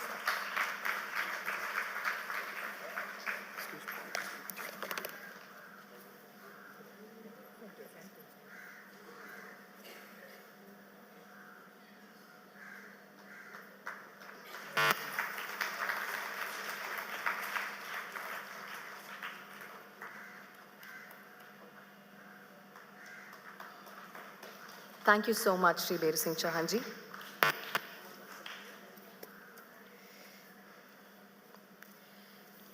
Thank you, sir. So we have to show that 5 minutes to be here. I will, sir. Okay, just you have to inform them. I will that. Shri TKV Rajan is an archaeologist and founder director of Indian Science Monitor and Indo-Asian Foundation of Archaeological Research. He produced TV serials on Kashmir, the Crown of India, and In Search of Sharara Civilization. His books, Kashmir and Sri Lanka, The Cultural and Strategic Importance, Kanchi to Cambodia, Greater India Revisited, In Search of Krishna, Archaeological Journey are all noteworthy mentions. He will now deliver his talk on the most pertinent question of the hour: why should we safeguard the Kashmir Valley? Over to you, sir. Can we have the video played before he starts?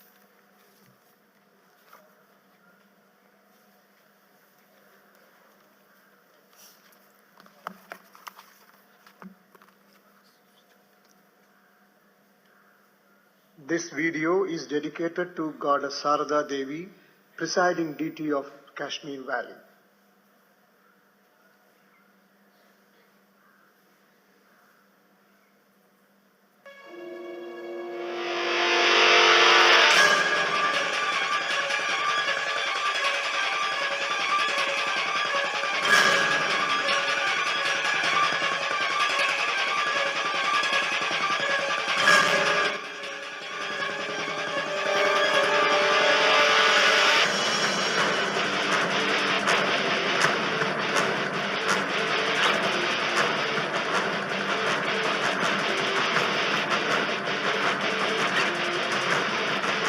While Kashmir's issue has become center of attraction of the media and in the Indian political front, the vast majority of youth in India have failed to realize as to how invaluable has been the contribution of Kashmir to our culture in the past 5,000 years, and why should we strive to protect it for the India's glorious future.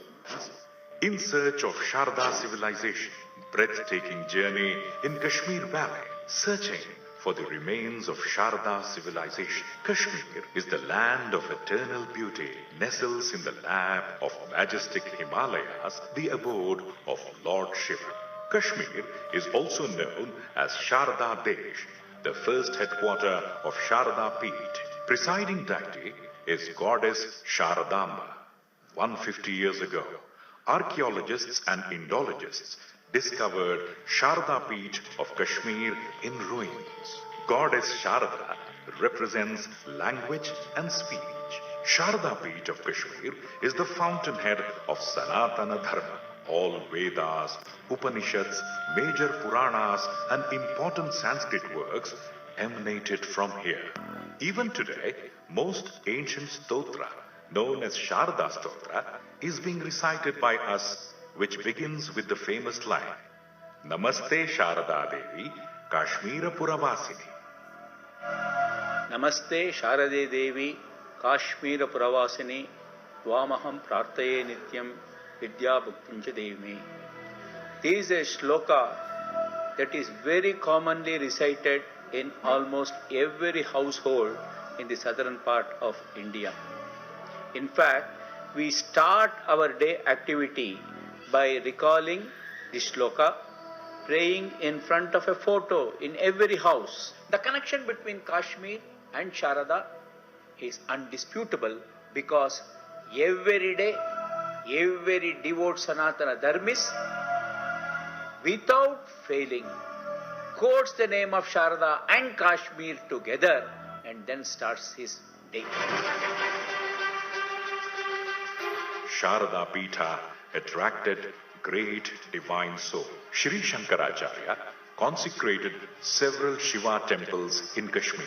He mastered Sri Chakra Upachana and installed the first Sri Chakra temple in Hari Parvat in Kashmir Valley.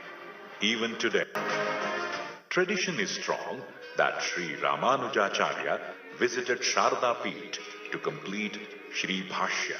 Saint Tirumular, who hailed from Kashmir, was a devotee of Sharadamba and he spread Shaivism in South India. Tirumular was a very great, one of the greatest Tamil poets, Tamil philosopher poet, Tamil bhakti poet. I mean, he started the bhakti movement. He is credited with having started the bhakti movement. And it is said by Tamil scholars that he originally came from Kashmir and then he went to the Tamil land and then he wrote some of the most beautiful verse in Tamil. The Bohemian Kashmiri poet Bilhana settled in Karnataka during the period of Vikramaditya and wrote several poems. The dramas of Kshamendra, a well-known dramatist from Kashmir, were staged in Kerala. The High Court building of Karnataka in Bangalore is known as Athara Kacheri, 18 Division. The name Athara Kacheri has come from Kashmir jurisprudence. Such is the impact of Sharada civilization which vibrates all over India even today. 2000 years ago, a popular university existed in the complex of Sharada Peeth. Thousands of pilgrims and scholars from various parts of India and from China, Laos, Cambodia and Bali visited Sharada Peetha and studied here to attain universal knowledge. To transmit universal knowledge, a script was introduced by Sharada Peeth known as Sharada. The earliest manuscript of Ramayana and Mahabharata epics and Dharma Shastra were written in Sharada. Several mathematical, astronomical and medical treatises were written Sharada. The researchers who studied Sharada script called it as a miracle script, which is indeed compatible to the high standard computer language. Even today, the secret code of Sharada script is not deciphered. Sharda is a very, very important script for not only for Kashmir, but for understanding for analyzing or studying the whole Indian culture. For example, the Kalpataru code of Sharada script. Such a great Sharada civilization suffered a setback under the cruel hands of invaders. Tradition is strong that Shankaracharya installed the original deity of goddess Sharadamba on the shores of Tungabhadra in Sringeri. And goddess Sharada willingly accepted. She came down along with Adi Shankara in Sringeri. Presently, the Sharada temple of Kashmir is in Pakistan-occupied Kashmir. Several hundreds of Hindu temples, especially Shiva temples, were destroyed in the Kashmir Valley. Those temples which stood against the ravages of time are guarded by the Indian Army. Just 100 years ago, a place called Abakhatal in Srinagar had 60 Hindu temples.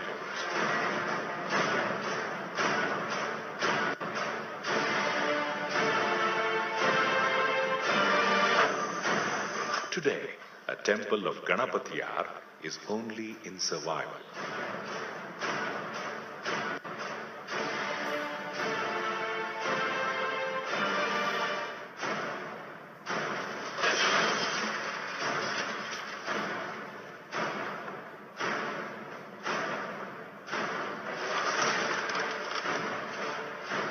Nearby, an old popular Shiva temple is being secretly guarded by ISKCON devotees.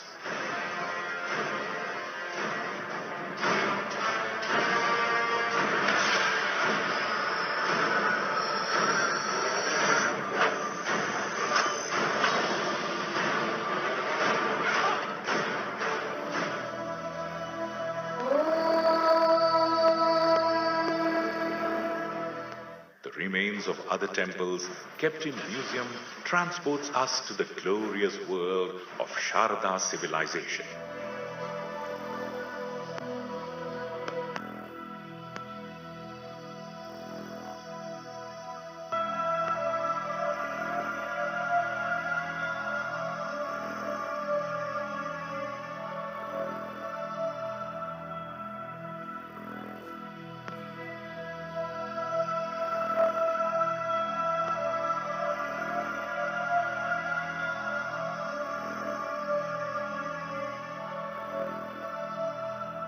It is the specialty of the Kashmir that you can find 23 incarnations of the Vaishnava.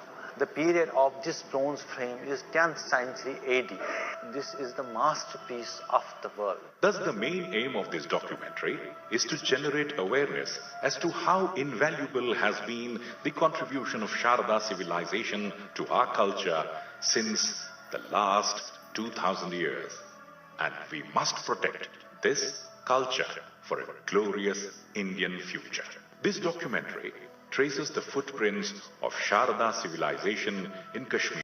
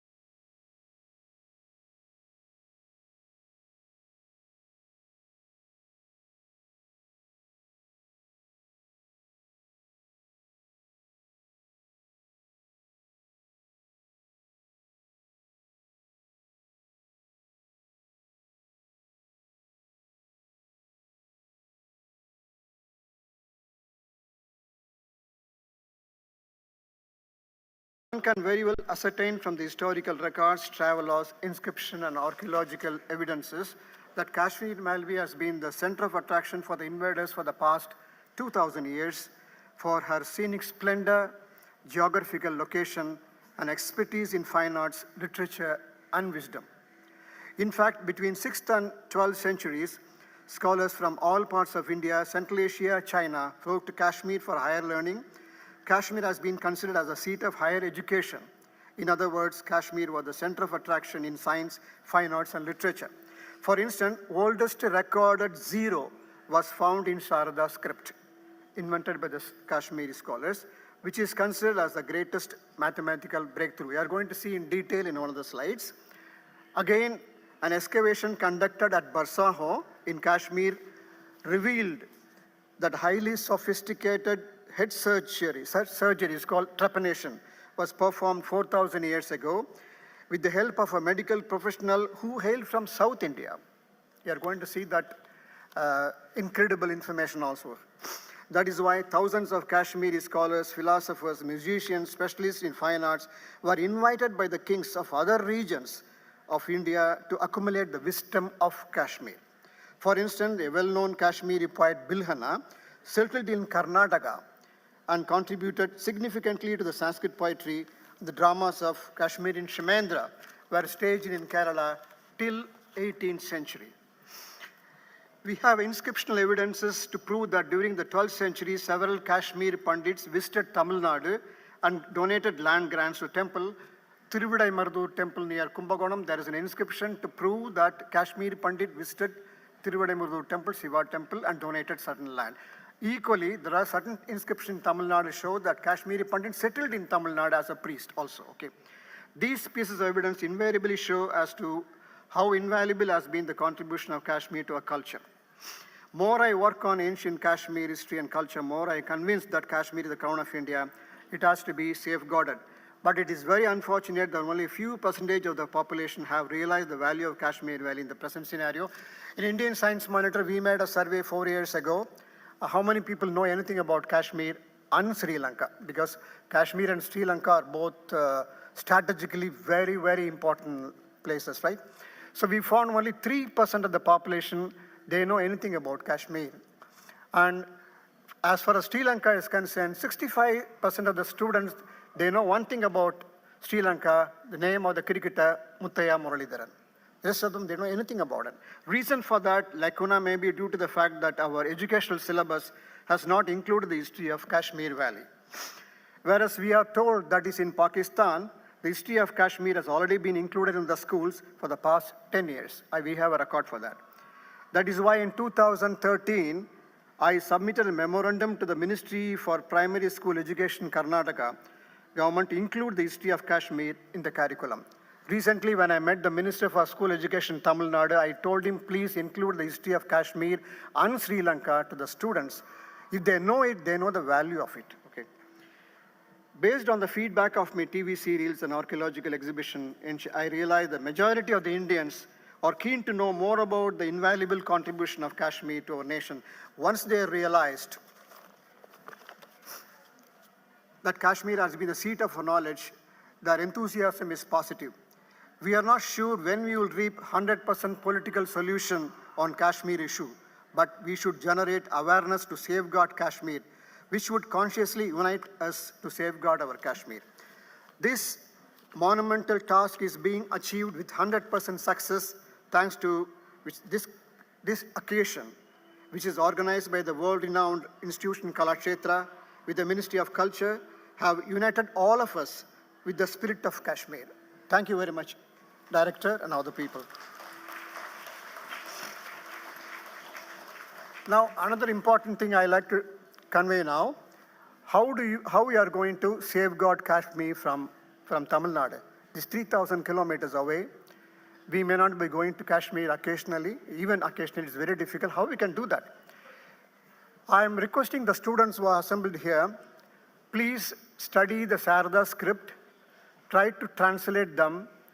This may help India in progress, not only in culturally and also economically. This is something a puzzle. It is not a puzzle, it's a real. According to the National Mission for Manuscript, it is in Delhi, there are approximately 1 crore manuscripts for India, out of which only 10% have been published. Thousands of manuscripts were written in Sarada script. Apart from Mahabharata and Ramayana epics, they related to yoga, Ayurveda, astronomy, and astrology. So the lack of published manuscript, especially in ancient Indian science, has slackened India's potential dominance in the international scientific industry. How? I'll tell you now. It is not only culturally but financially beneficial if you are able to decipher Sarada script and bring out the truth in each manuscript. How? In 2013, an American company claimed patent over turmeric use of medicinal remedy as their invention, turmeric manjal. So they claim their invention is the first in the world to create a product based on turmeric. Well, you must be knowing if you want to get a patent, you have to prove that you are the owner of it, and you should have published this article recently. And we know well, in India, use of turmeric for the treatment of inflammation, psoriasis, etc. was a popular household staple for Indians. Now, India fought back, able to win the legal battle over turmeric patent because we had our ancient text to provide evidence. We were able to translate relevant Sarada script inscriptions. We showed them to the international court. So we didn't allow American conglomerate to copyright that patent. This is a very important aspect. There have been a similar conflicts over neem patent now it's working on. Imagine if we have a large published material, we can get patent for products that have gained popularity in international market. For example, the Alzheimer disease started coming to India also. Now there is one herb which is indispensable to cure Alzheimer. When I was in the US, I found that herb is coming from biosphere of Nilgiris. You know Nilgiris in Tamil Nadu, right? One of the best berries apart from Kashmir. So I tried to find out the name of the herb which is being used to cure Alzheimer. They kept it very secretly. Then I went to Uti, Udagaman and searched for the herbs. Many of them are coming with so many herbs that are curing Alzheimer. The secret is still there. Why I'm telling, we have a treasure of Ayurvedic research in the ancient past. They're all embedded in the inscriptions. So I request the students kindly study the Sarada script. When I met the director of National Museum, he said, there are 80 posts are vacant now as a translator. The salary is very good, 60 to 80,000 rupees per month. Suppose any of you are interested to pursue your research and avocation, kindly study the Sarada script. Sarada script is not a difficult one, and it is already available in the master in YouTube. And Jawaharlal University, they have one department where they can coach you, teach you Sarada script free of cost. You can do it as a part-time. Once you have become a graduate, probably you may think of joining National School of Manuscripts, started studying it. This is a wealth which I am requesting you to give for India. Please, thank you very much. So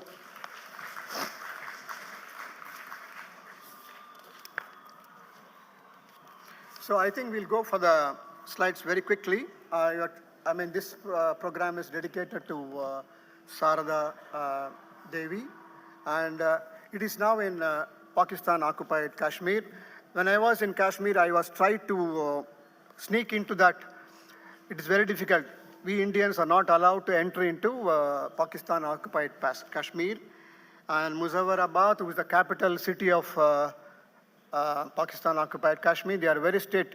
But if you have a USA citizen passport, you can enter. One of my friends last year visited Sarada Peeth. He's an Indian, but he has he has become an American citizen.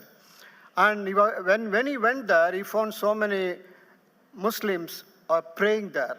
I took some photograph. I tried to show it not now. So it is incredible. Still, and several Sarada-related manuscripts are lying around in this area. So we have to go and collect them. And last year, I wrote an article in Hitavata, a newspaper from Nagpur, requesting Imran Khan to give permission to enter into Sarada Peeth so that at least we can go and collect the manuscript of Sarada Peeth, which has never happened. That is different. Why I was particular to request Imran. Imran is a fan of India. He knows Indians and he has been in India for so many times. He loves Indian food and everything. So things have gone now. But anyway, now I think Government of India is very keen to prepare a project to open the threshold to Sarada Peeth very soon. Okay. This is a very interesting sculpture from Kashmir. It is the best in the world. It represents the Kashmir Pandit marriage, Shiva and Parvati. Parvati is holding a mirror in her hand. On that mirror, Shiva saw himself. So it is there in the exhibition. I request you all to go and read the verses. I read 10 times after when I realized it's actually it is a very good lesson for the newly wedded couple. So this is one of the best in the world, and it's dated to 10th century AD. It is there in the exhibition. Kindly go through the whole verses. Next one, please. Yeah, coming back to the meaning of Kashmir, we know very well. Ka means water, Shamira means drained out. Many people are already told. According to the tradition, Kashmir was originally a lake which was later drained by the great Rishi Kasayapa. Scientists have found now Kareva, 13,000 to 80,000 meter thick deposit alluvial in the Pir Panjal dated to 2.6 million years ago. Now we are able to corroborate Rajatarangini and Nilmat Purana with the using scientific tools. This is the first step to prove whatever our ancestors said is correct. But mind, when Professor Kannan gave such a wonderful talk about Rajatarangini, Rajatarangini is the only historiography, the first historiography in the world, and talked about the 3,000 years of the dynasties of the Indian kings. Never has happened, but it has a myth as well as history. So we have to find out the myth portion, we have to remove, and we should find out the truth behind it. For that, we need scholars to join, unite, and doing it.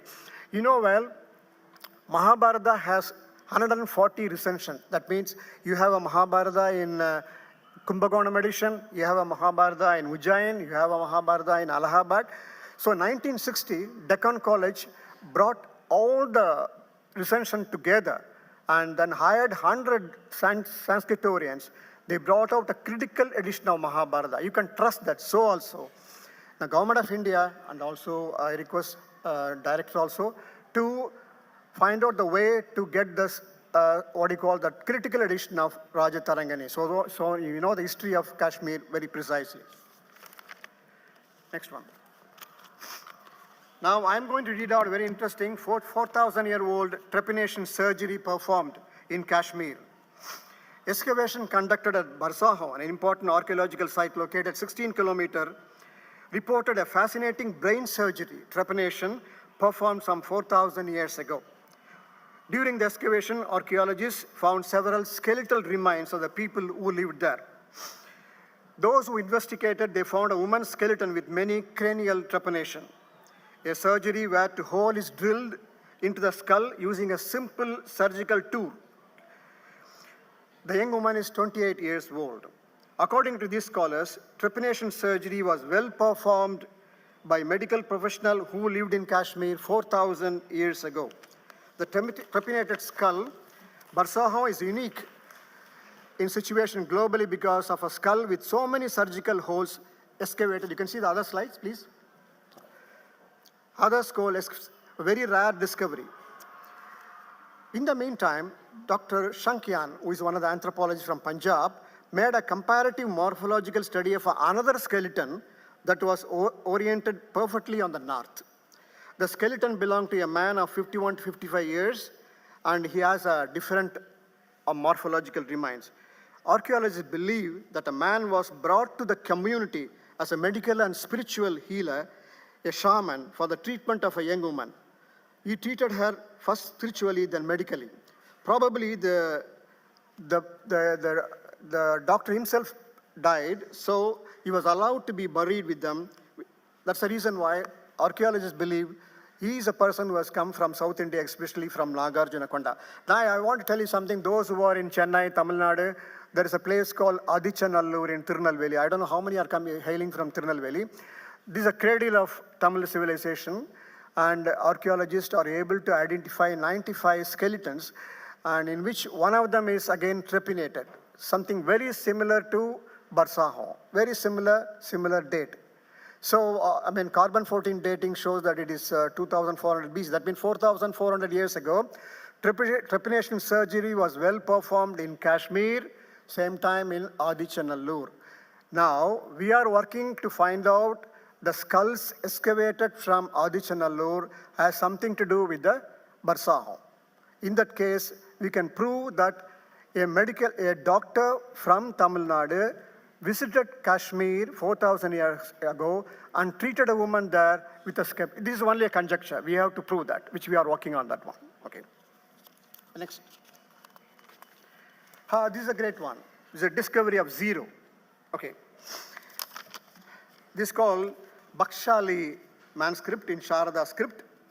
And it was found in a village called Bakshali near Takshashila. Now it is in Pakistan.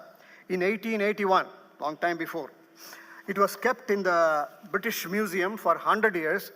Some good soul, some 10 years ago, and searched for that manuscript and discovered this. We have to give a big clap to the scientists who proved that India was the pioneer, the first one to use zero, okay? A black dot on the 3rd century Indian manuscript has been identified by the Oxford University as the first use of mathematical symbol for zero. Scientists from University of Oxford have used carbon dating to trace the figure origin from the famous ancient scroll. The creation of zero as a number of its own right, which evolved from the placeholder dot symbol found in the Bakshali manuscript, was the greatest breakthrough in the history of mathematics. Who said it? One of the professors of Oxford. It is there in the website also. So Bakshali scroll was recognized as the oldest Indian mathematical text. This script was studied by Jayant Narlikar, well-known Indian scientist. He said that this has advanced level of arithmetic algebra originated from Kashmir Valley 2000 years ago. This 70 pages written British bark in a Sarada script in the Gatha dialect of Prakrit, which was prevalent in Kashmir. Now I want to tell you, when I met a computer specialist in the University of Arizona who was working on Sarada script, he said, it has a compatibility. Any language, any script you can put in Sarada script, whether it's a Tamil or a Telugu or a Punjabi, or here, another script from Pakistan, they used it as a base for their language. So any language can be put inside the Sarada script. That's a big advantage of that one. The manuscript also contains mathematical results of a high order, including quadratic equation, finding square roots of numbers and everything. The Bakshali manuscript, therefore, gives a fair idea of the advanced level of arithmetic algebra existed in Kashmir Valley. So it is really, you should be very proud of that mathematics has played a key role in those Kashmir. Next one, please. This is Tiruvademardu temple where in Kumbakonam in Tanjavur district, where Kashmir Pandit visited in 11th century. There is inscriptional evidence to prove that. And they actually donated, not land, some gold and other things to light the lamp. Subsequently, another inscription from near Tanjavur shows that several Kashmir Pandit settled in Tamil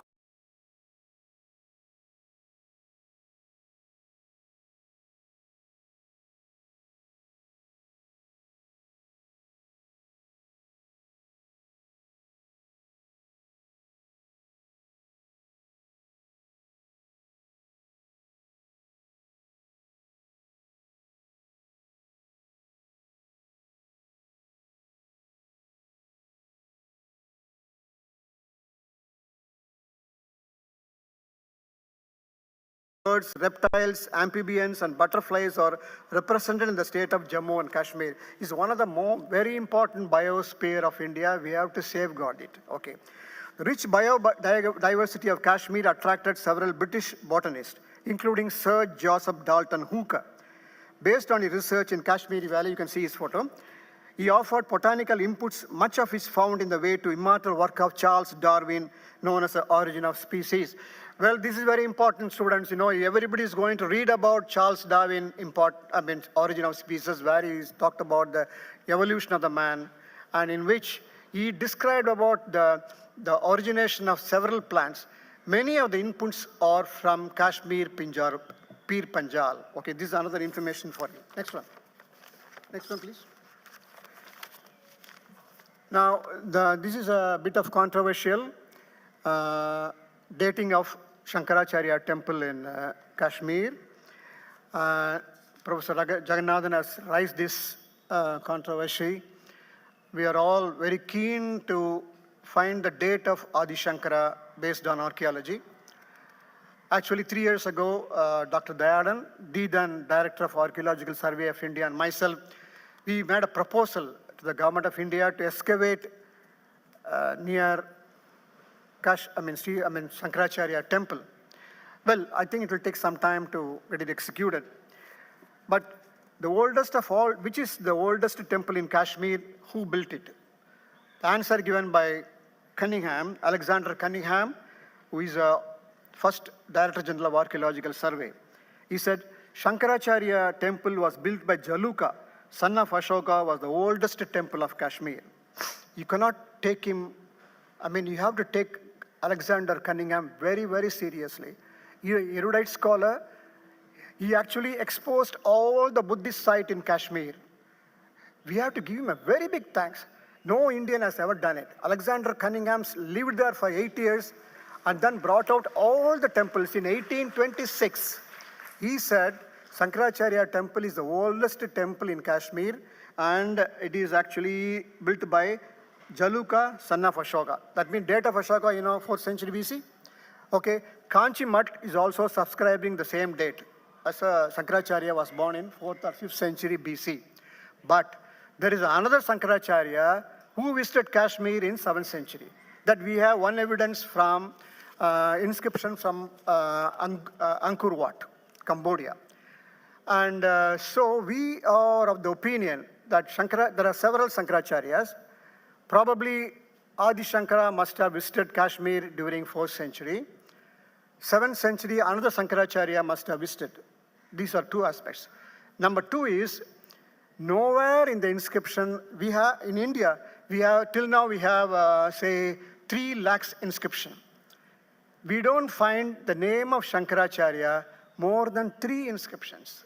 No, never. Why?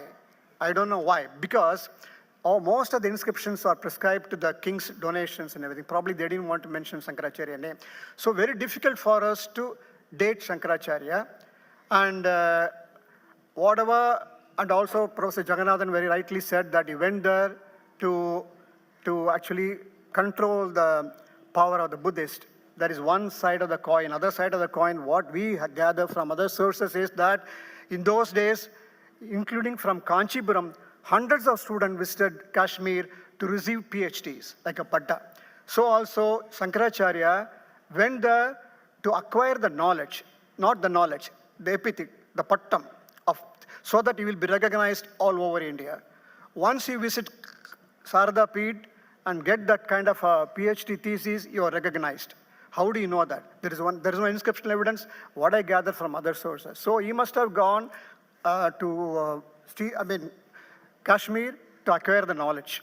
So he was appreciated. Number two is, when Jaluka built this temple, was it named as a Shankaracharya? There is no evidence. It is known as a Gopatya hill. It's known as a Gopatya is a king. Date is very far, according to Rajatarangan, it goes back to nearly 950 BC, more than that. So it's very difficult to date Shankaracharya, date as it is. So the only way is to excavate the Shankaracharya temple and find out the date of the temple, which is possible now. I'll give you one more example. How many people know about the Dwaraka, the capital city of Krishna, located in the Gujarat? Okay. In Bhagavatam, there is a very clear reference saying that Dwaraka was submerged under the ocean due to a very big volcano. Now the scientists are able to identify it's a big tsunami took place. Based on the information, archaeologist S.R. Rao excavated marine archaeological investigation in Dwaraka. He excavated Dwarakish temple. Even now you have it in, he found that it was built 7 times.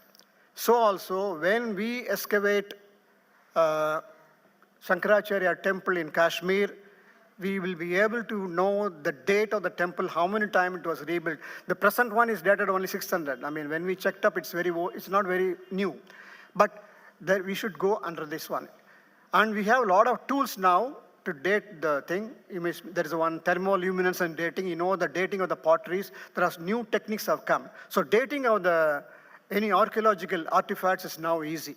So I hope Government of India will take up this and do excavation in Sri Shankaracharya temple to date Sri Shankaracharya. This is very, very important. We all call him as a kind of a, beacon of Indian Sanatana Dharma. So that we should know the date. We know the date of Mahavira, we know the date of Buddha. Nobody knows the date of Adi Shankara. Who wrote that people said that he wrote Saundarya Lagari in Kashmir. No evidence. Who said that? I mean, there are several literature attributed to him in several different, so we don't know that. So we have to do research.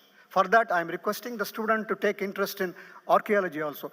You may not get big money by taking up archaeology, but still you will get a lot of satisfaction. If your parents are rich, you'll become archaeologist. Don't bother, okay? So next one is, this is Shankaracharya temple, what we have now. Next one, please.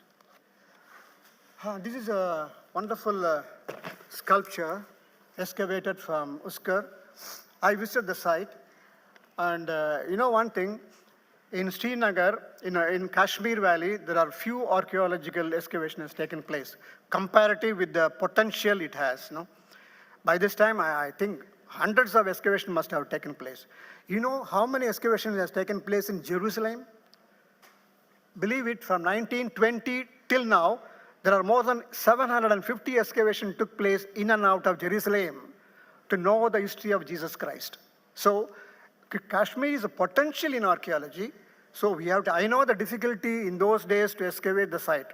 Now the situation is very normal and very pious also. So we can do a lot of excavation. So this is the one from Baramulla, and this reflects the what you call the Indo-Sasanian, Gandhara style.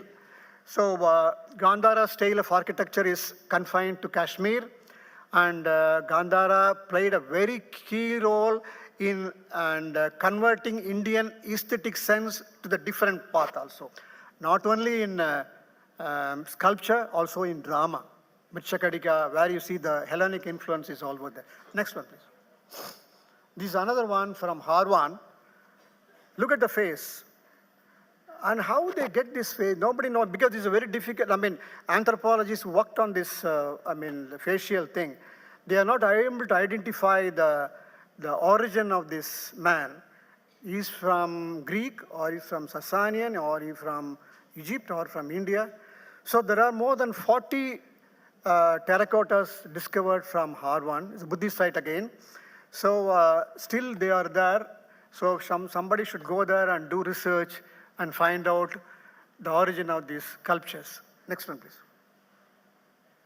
Next. Same one. This is Sarada University. I told you already. And there are a lot of Sarada manuscripts are kept by the Muslims in that area. So we have to go and acquire them for the further research. Next one. Storytelling is very popular, the first one of the world. I think, you heard of the Katha Saritra Sagar, it's one of the earliest stories ever written by the human mind. It was originated from Kashmir, Katha Saritra Sagar and Panchatantra. Both are the base, substratum for the further storytelling in Arab. It has become Arabian Nights. Later it has become it started its view in England. So the fairy tales origin is from Kashmir, Katha Saritra Sagar. And those young Indian directors and scriptwriters, they are searching for the themes. Let them read this. Let them read Katha Saritra Sagar. And you will get so many stories. Many stories are very romantic also, that reflects the society. So I think you should start reading Panchatantra and Katha Saritra Sagra, both from Kashmir, the foundation of the storytelling, fairy telling for the world. It has been accepted by the Western people also. That's why Katha Saritra Sagra has become so popular. It became Arabian Nights with a lot of additions. They added some more eroticism in that in Arab edition. It has become Arabian Nights. That's why I'm telling you, the Kashmiri people are very, very creative, and they are able to generate not only mathematics, but also literature. The next one. Now the Lalita Aditya. Well, I won't read his history. In the world history, Indian history, he's the only one king who practiced Sanatana Dharma, eventually. How? You are going to listen now. The names, historical personalities, Alexander the Great, Chandragupta, Akbar, all rings in your mind. Did you ever hear about a king from Kashmir who ruled an empire for 40 years, much bigger than Ashoka? Akbar included most part of India as well as the present Afghanistan and central India. He covered all the areas. His valor and conquest earned his title Alexander of India by the Western historians, not Indian historians. His name is Lalitaditya, an emperor from Kashmir. Today his name is forgotten, not being mentioned in the school and college history books. Lalitaditya belonged to the Katkodaga dynasty. He ruled the mighty kingdom from 719 for 40 years. When he ascended the throne, Arabs waiting to conquer much coveted Kashmir. Please note, Arabs are ready to conquer Kashmir because of his beauty. They attacked Kashmir 4 times. All the time, Lalitaditya defeated them. He killed the fearless Arab governor and stopped the Arab invasion for 40 years. Then Lalitaditya invaded Turkey and Afghanistan, the first Hindu king to conquer a part of Central Asia. Later, he turned his attention to Bengal, Kalinga, and he defeated mighty Hindu Yasodavarman of Kannauj. He became the only Hindu emperor to control most part of India and part of Central India. During his sway, Kashmir became economic prosperity, literary activities. Most of his classical Sanskrit works were written during his time. He was a benevolent king who patronized both Hinduism and Buddhism. He built Marthan Temple, which you have seen so many times. He introduced a new agriculture and water investing system. So Emperor Lalitaditya has become the role model, not only the king, but also modern political leaders. How modern political leaders is going to be. Yes, after his successful political career, Lalitaditya abdicated his throne to his son and left the kingdom. Dressed in an ascetic robe, this benevolent king took his path to Himalayas for meditation, never to return. Have you ever seen this kind of a king anywhere in the history? But it is not taught in our schools.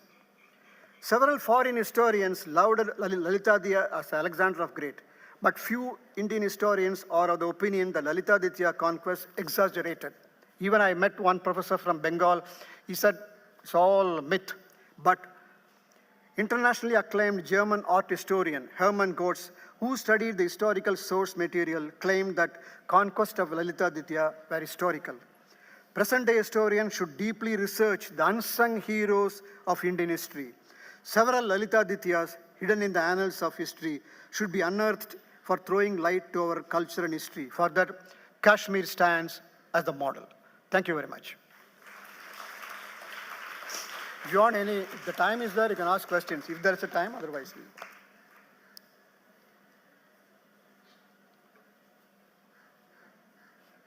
Anything on date of?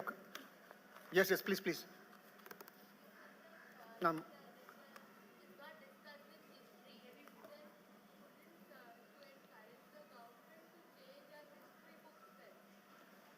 You're talking about Lalitaditya?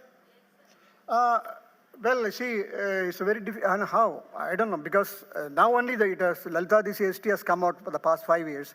Probably the present government will take it up very seriously and include that. We hope. We really hope.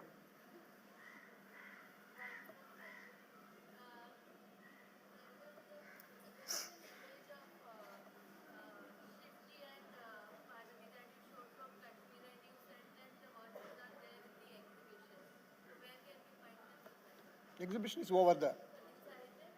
Yeah, it is there. Yeah, please. Sir, I cannot hear you. Please, can you have a mic or come here? Yes, sir. Actually, how many stories are there in Kalakshetra and what are the general themes? Well, I think Kalakshetra Sagara has 4 or 5 editions, and there are some 80 stories, sometimes 45.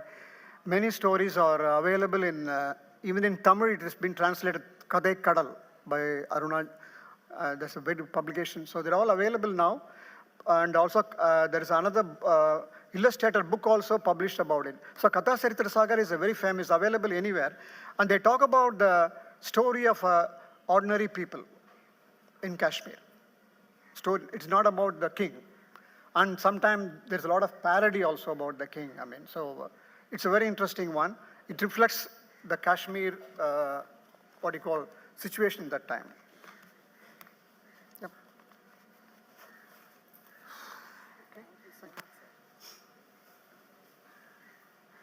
Thank you so much, Shri GKV Rajan. There couldn't be a better bouquet of answers for this very pertinent question. Why should we save our valley? Our young buds here will definitely help us in being our pillar of strength to do so. Thank you so much, sir. Our next speaker will be Shri Megh Kalyansundaram. I request him to please come onto the dais. I request our Director of Kalakshetra Foundation, Srimati Revati Ramachandran, to please felicitate him.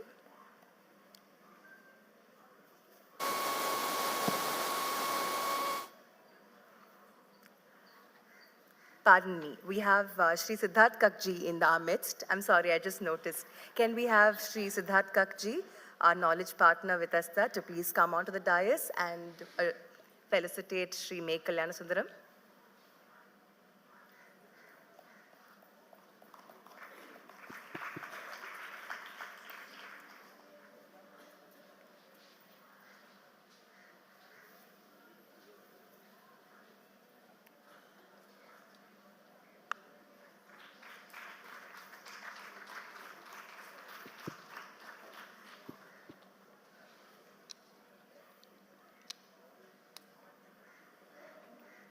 Thank you so much, Siddharth Kakji. Shri Megh Kalyansundaram is an alumnus of ISB Hyderabad with a postgraduate specialization in strategy, leadership, and marketing.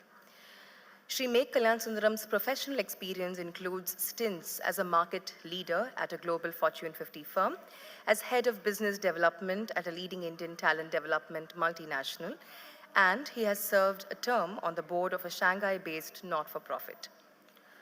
An academic researcher, he has published over 20 papers spanning aspects of ancient Indian chronology, Indian knowledge systems, landscape in Indic texts, ancient Indians, ideas of Indian philosophy.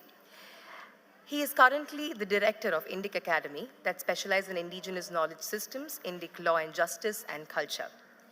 Other professional and pro bono pursuits have included building differentiated digital platforms for Indic texts targeted at specific learning and research needs and music.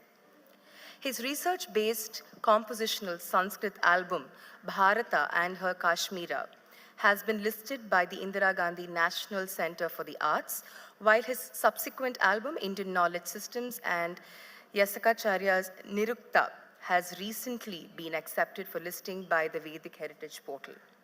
In 2022, Megh was invited by the National Museum Institute to contribute content for multiple projects and currently underway at NMI, including ones on Jammu and Kashmir and Ladakh and Kedarnath. Ladies and gentlemen, Shri Megh Kalyansundaram will now enlighten us on Bharata and Her Kashmira.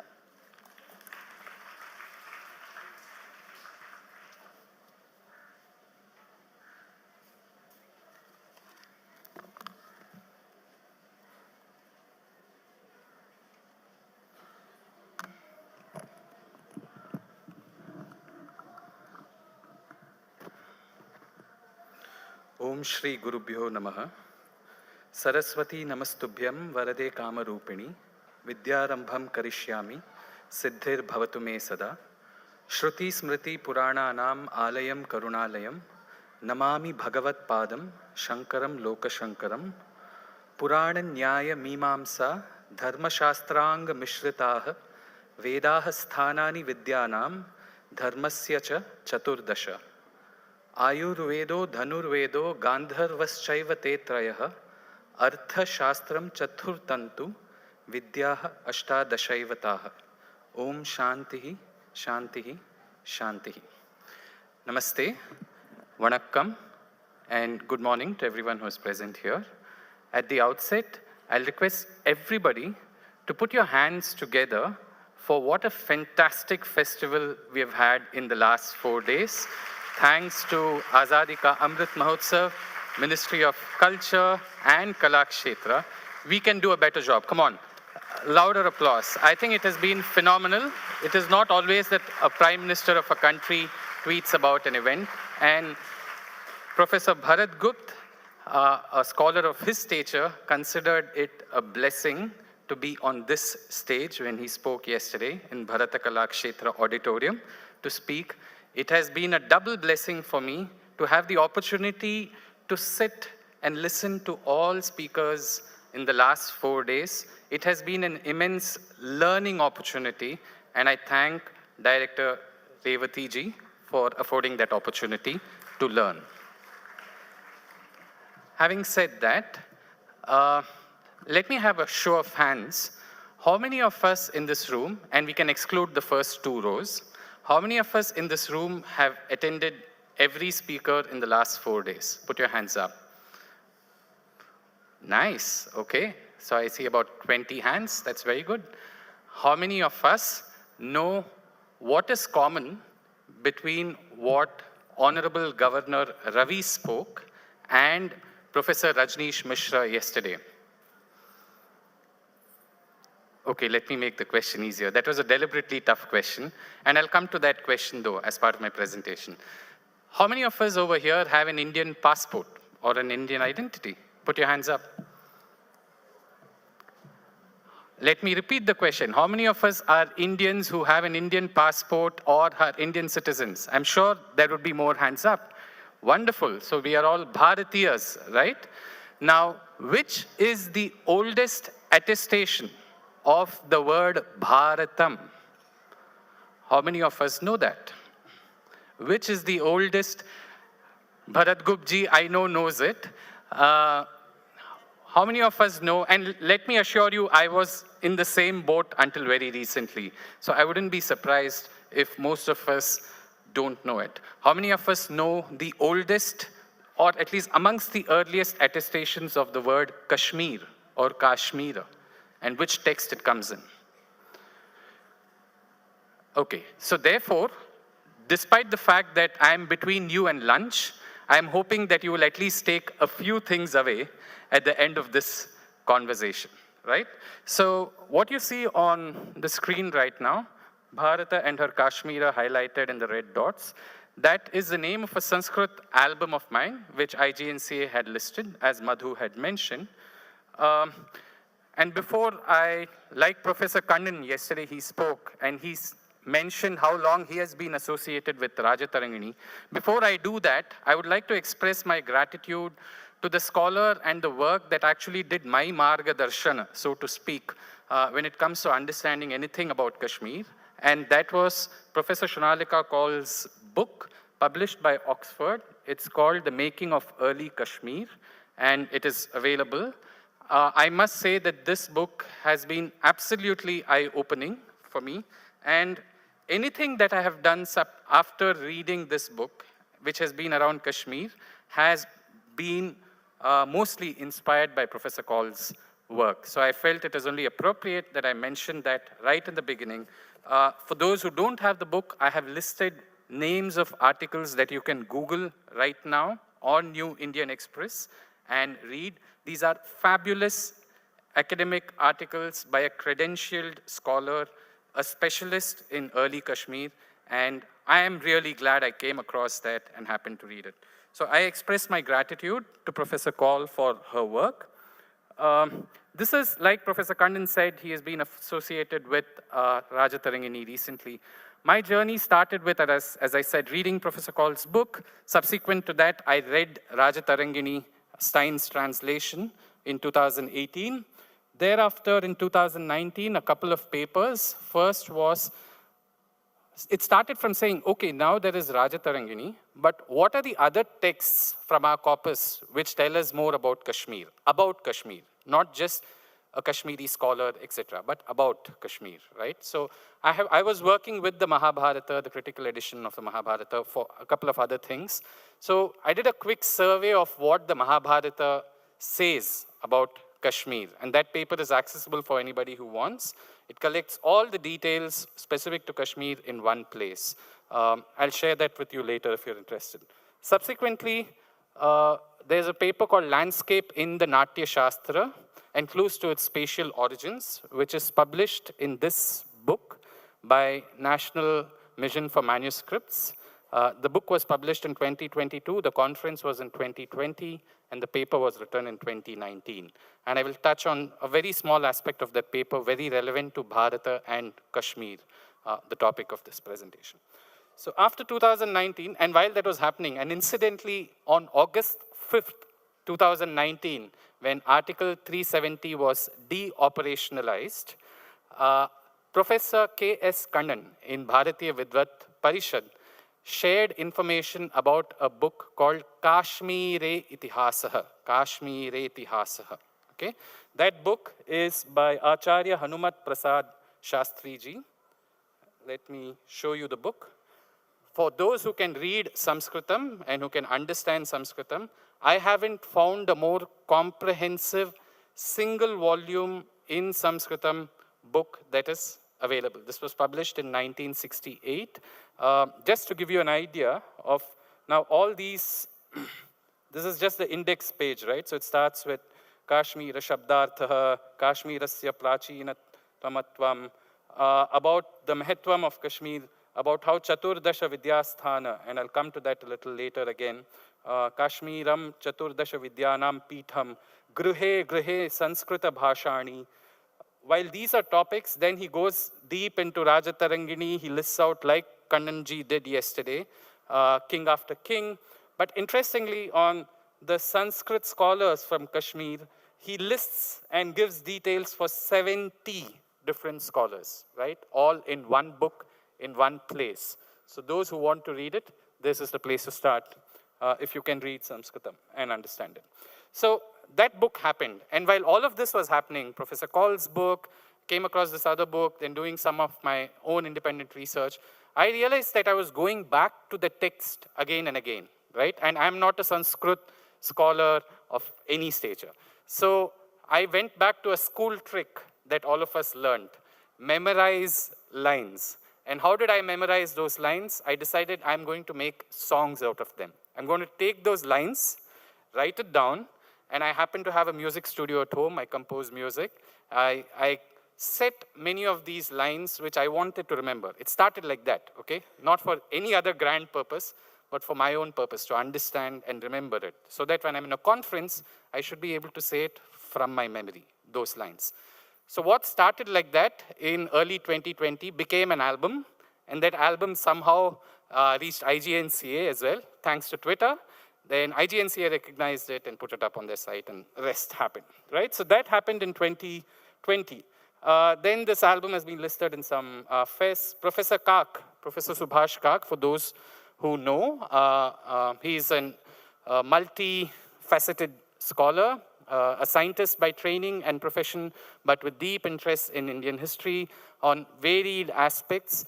He has reviewed a couple of my papers, some of these songs, and was kind enough to share his views, one of which I've included over here.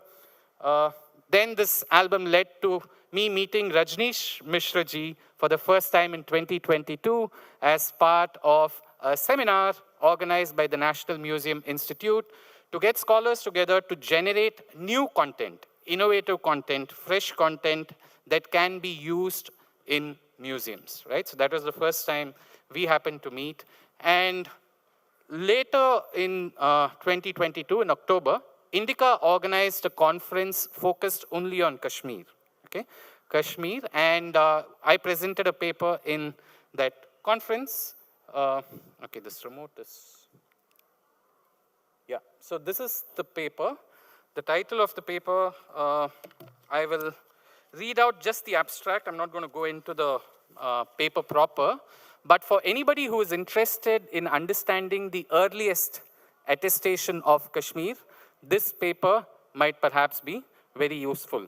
And what I've done in this paper, which is titled Kashmir Before the Common Era, in Brill's Encyclopedia of Hinduism and Wikipedia, a critical analysis in 2022, I have looked at some influential Western scholarship on the early history of Kashmir and reversed the gaze, critically analyzed their views, what they have presented, but with respect, without name calling, by accurate citations and presenting evidence which they may have missed or inconsistencies that might exist.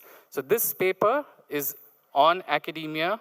For those who are interested, I'm happy to share that information. Moving on, I'll not take you through this list, but these are some of my papers on academia, which you could access in case you're interested. That's the academia profile page, right? Okay, now coming to this presentation proper, and what you see on top of the structure of this presentation, right? So, number one, purpose. Bharata and her Kashmira. I started with the question, what is the earliest or amongst the earliest attestations of the word Bharata? I didn't know that question. What does the Constitution of India starts with? Article 1 starts with India, that is Bharat, right? Let's not get into whether it should have been the other way around or whether it should have been this way, etc. But in my search, the earliest attestation that I could find of Bharatam is in the Rig Veda, okay? And it is this verse. Ya ime rodasi, ubhe ahamindra matushvam, vishwamitrasya rakshati, brahmedam bharatam janam. Ya ime rodasi, ubhe ahamindra matushvam, vishwamitrasya rakshati, brahmedam bharatam janam. Okay? Now coming to the question that I asked, what was common between Governor Ravi and Rajneesh Mishra ji? Both spoke on different days. Both of them cited the second half of what you see on screen, which is Uttaram yat samudrasya, Himadresh chaiva dakshinam. Oh, no, yeah, here it is. Uttaram yat samudrasya, Himadresh chaiva dakshinam, Varsham tad bharatam nama, Bharati yatra santati. Uttaram yat samudrasya, north of the samudras. Himadresh chaiva dakshinam, south of Himalayas. Varsham tad bharatam nama, the Varsha, which is in this. Bharati, an identity statement. Bharati yatra santati. This is more commonly known, right, from the Vishnu Purana. Now, Rig Veda, I'm not getting into the dating, I'm not getting into the challenges. As a person who has worked on chronology, I know that I need to respect that task to not talk carelessly about these aspects. And we should not give room for criticism of not being careful when we're talking about these things. So for the purpose of this presentation, I am going to situate myself largely in what is considered mainstream chronology, though I differ with it in published ways, and that is accessible. But for the purpose of this presentation, I'm going to do the harder task of arguing from within their frame, okay, from within that frame of reference. So Vishnu Purana is considered 6th, 7th, 8th century, depending on whom you're reading. Rig Veda is considered at least 1500 BC, but it goes further behind. And there is enough work from INSA, Indian National Science Academy, Indian Journal of History of Science. I'm happy to share papers by Bagh and others for those who are interested, right? So what you see is Bharatam Janam, let's say, conservatively in 1500 BC, has evolved into a, by the times of at least Vishnu Purana, we have a much clearer identity. And let me be very careful over here. There is no claim, I'm not claiming that the Bharatam Janam of the Rig Veda encompassed all of today's mainland India. I'm not making that point, I'm not claiming that. But I will show you an example of where that happens very soon, right? So these two lines were important for me to get first the bearings. Now, can we play this song, if you don't mind? I set it in Desha Raga. Yeah.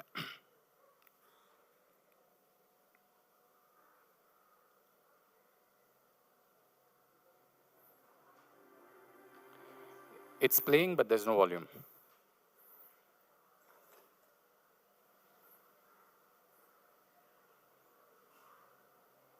Never mind. Don't worry. Just pause it. We'll proceed and we'll play it later in case needed.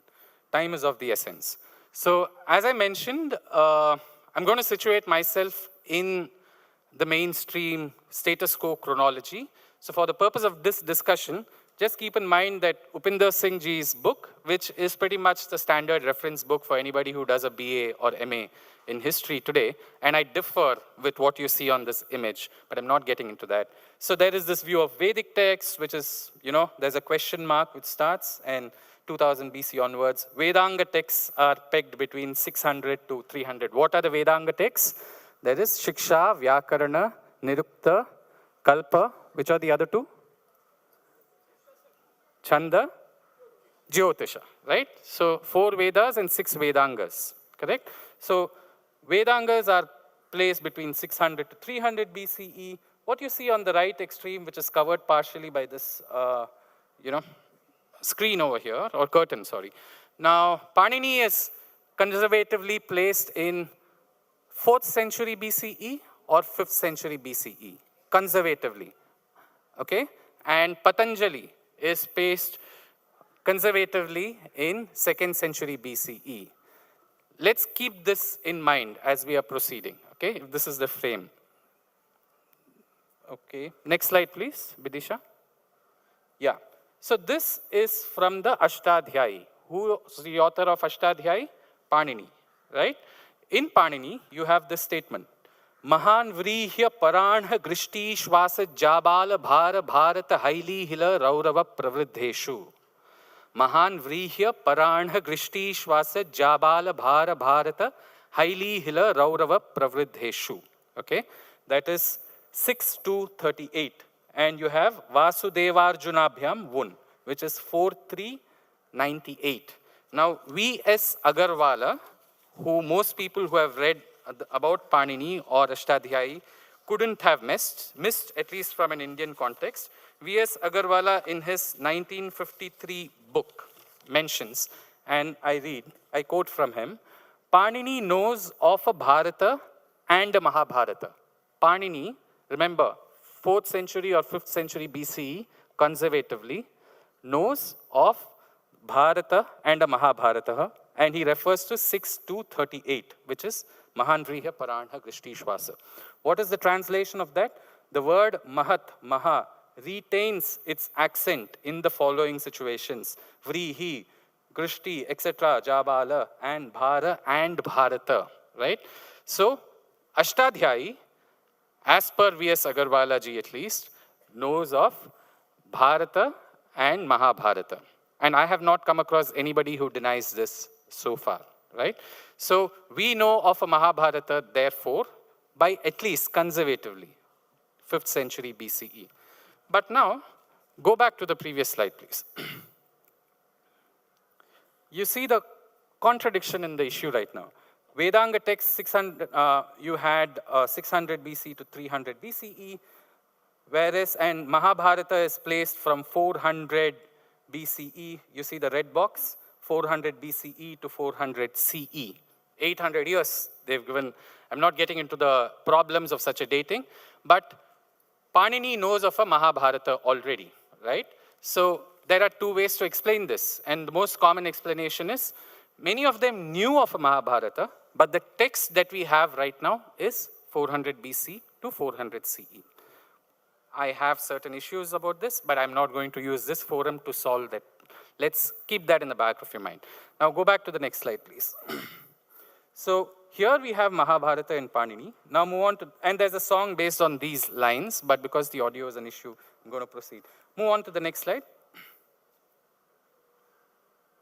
Okay, coming to the Mahabharata, and the previous speaker mentioned about the critical edition of the Mahabharata. It is actually 1,259 manuscripts to be precise, sir. And it is from Bhandarkar Oriental Research Center in 1966. Under the general editorship of V.S. Suktankar, the critical edition was brought out, right? Now, in the Mahabharata, in the Bhishma Parvan, I came across these lines. And this was such a eureka moment for me, okay? And I'm going to read this. Dhritarashto vacha, yadidam bharatam varsham, yatredam murchitam balam, yatra griddhaha pandusuta, yatra me sajjate manaha.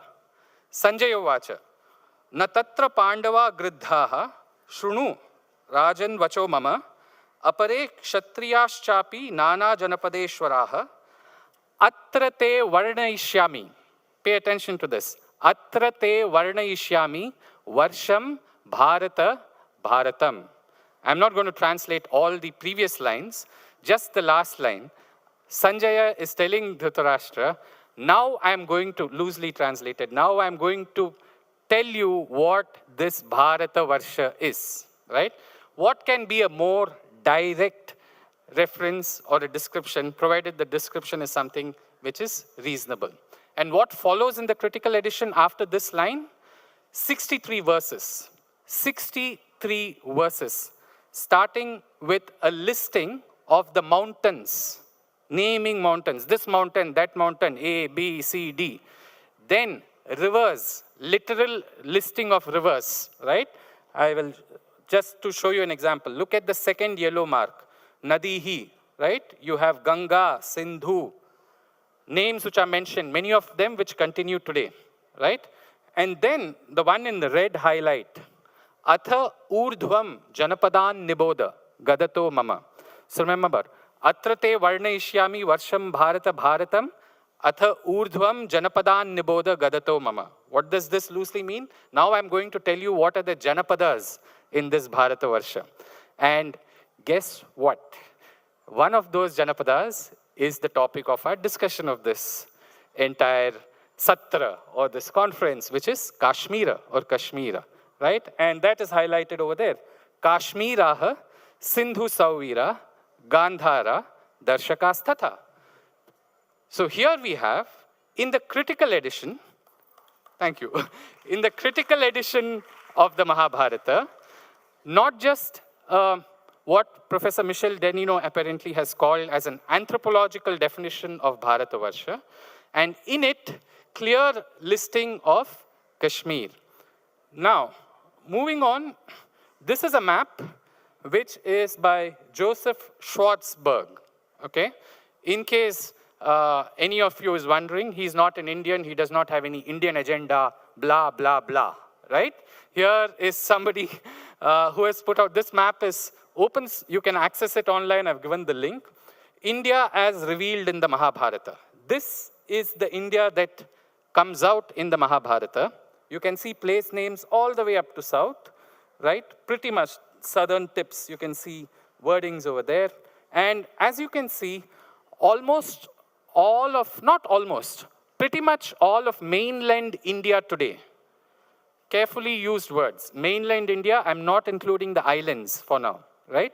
Mainland India is subsumed in this, plus more, right? Much of Pakistan, if not all of it, a lot of Afghanistan, and this is by Joseph Schwartzberg, right? No Indian nationalist, right? And he has put out this map.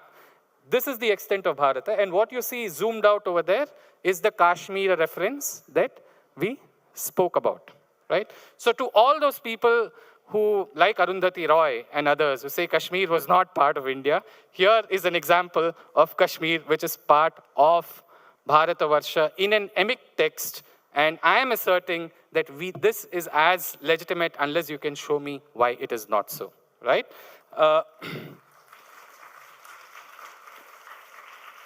So I made a song out of these words. If this song can play, that would be great, but if not, that's okay.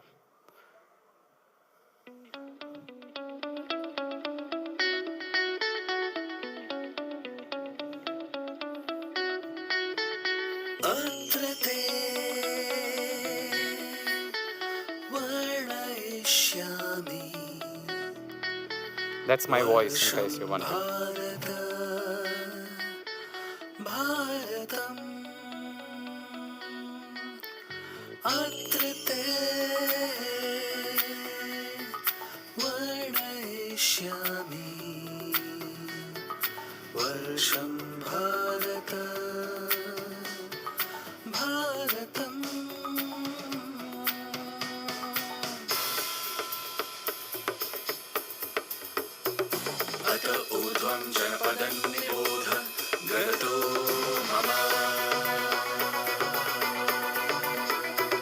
Kashmira, Sindhu Sauvira, Gandhara, Darshakastatha. That's it. A short song. We all have very short attention spans. So here is an academic argument in a condensed form, right? Next, Natya Shastra. In the Natya Shastra, in this paper, like I said, landscape in the Natya Shastra includes to its spatial origin, which is there in this book, in case anybody wants to see. And this was co-authored along with Padmaja Venkatesh Sureshji, whom Revati ji, I'm sure, knows well. Now, these are the lines from the Natya Shastra, which I'd like to draw your attention to. Bharate tvatha haimeva harivarsha ilavrite ramye kim purushe vapi kurushuttara keshuva. एवंतु भारते वर्षे कक्ष्या कार्या प्रयोगतः मानुषाणाम गतिर्यान्तु दिव्यानान्तु निबोधत पांचाला सौरसेनाश्च काश्मीराः हस्तिनापुराः बहलिका शल्यकाश्चैव मद्रकौशी नरास्तथा. Right? So these are lines from the Natya Shastra, which is also considered by some as Panchama Veda, along with the Mahabharata, right? Mahabharata is one Panchama Veda, Natya Shastra is another Panchama Veda. There might be more, I don't know, but I know of these two. I've heard of these two. Now, why is this even more interesting is because of this reason. Next slide, please. Yeah. So this is a map from this book, which I showed you, published by National Mission. See here, this is an early 20th century map which had the Mahabharata geographical information already mapped out, right? And we saw Joseph Schwarzberg's, the reason why I showed you Joseph Schwarzberg's map first is those of you who need a Western validation, right? Please, that was for your consumption, but those of you who don't need that, here is an early 20th century map by a Bharatiya who had plotted all the Mahabharata information on the map. And what we did was to put the spots on it. Those spots, which you see as marks, are from the Natya Shastra. Okay, the place names in the Natya Shastra. What do you see over here? Of course, the Natya Shastra contains less geographical information than the Mahabharata, but look at the outline that we get. Don't you see a congruence in the outline, not just between Mahabharata and the Natya Shastra, but doesn't it also subsume all of today's mainland India? So when we are talking about topics like idea of India and things like that, here is an idea of India that is Bharata or Bharatavarsha, which has a very clear geographical connotation, which can be mapped in the way it has been done, and it gives you the outline that it gives right now. So the ball is on anybody else's court to argue why this is wrong, and I'm happy to understand that, right? And the table is there over here in the appendix, where we have mapped every verse from the Natya Shastra and Mahabharata. So those who want to check it out can check it out, right? Okay, so these are the songs. So what started as 6 songs then grew into more songs, and there are now 11, actually 12, but I've listed only 11 over here. These are the texts from which I have composed the songs: Sri Harsha's Naishadhiya Charita, Kalhana Raja Tarangini, Katha Sarita Sagara, Padma Purana, Neelamata Purana, Natya Shastra, and Mahabharata. These are all Kashmir-related songs, right? All of this is publicly accessible. 6 of them are accessible from, actually now all of this is available on IGNCA's website as well, right? Go to the next slide. And this is my last slide, and I'm sure I'm ahead of time. Am I? Okay, good. So these are 4 plus 4, 8 songs from that list, right? Now, Rajneesh ji spoke about how Kashmir was a knowledge center, right? What are the ways in which we can think of Kashmir as a knowledge center?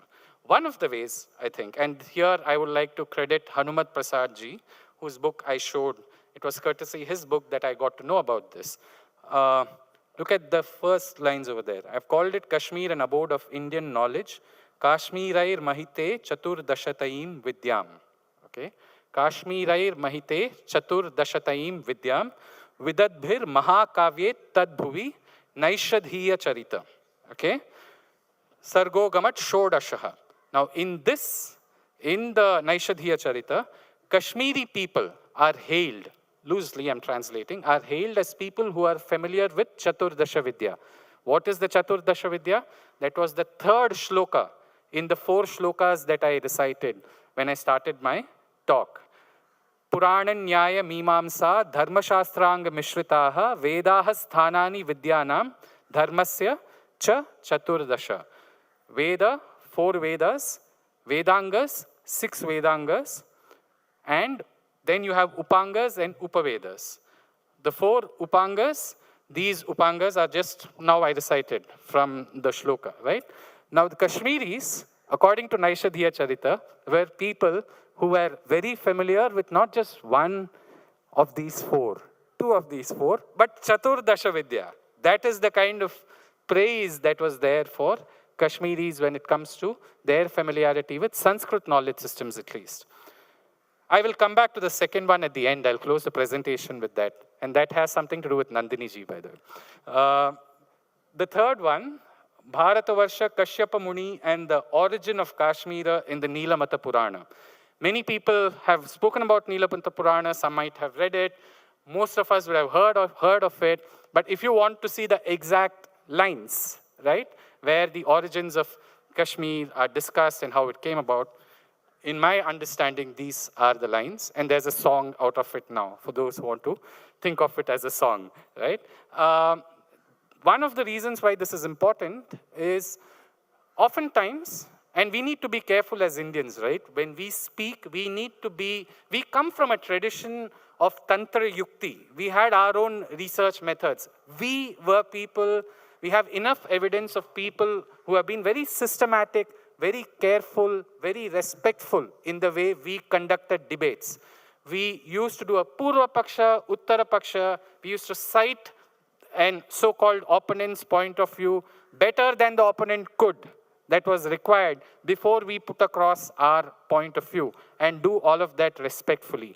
And by contemporary standards, we should do our best to make sure that without calling names, without blaming people, without only reading motivations, it would help our case, I think, to be systematic and to be very specific in our arguments. Why do I mention that?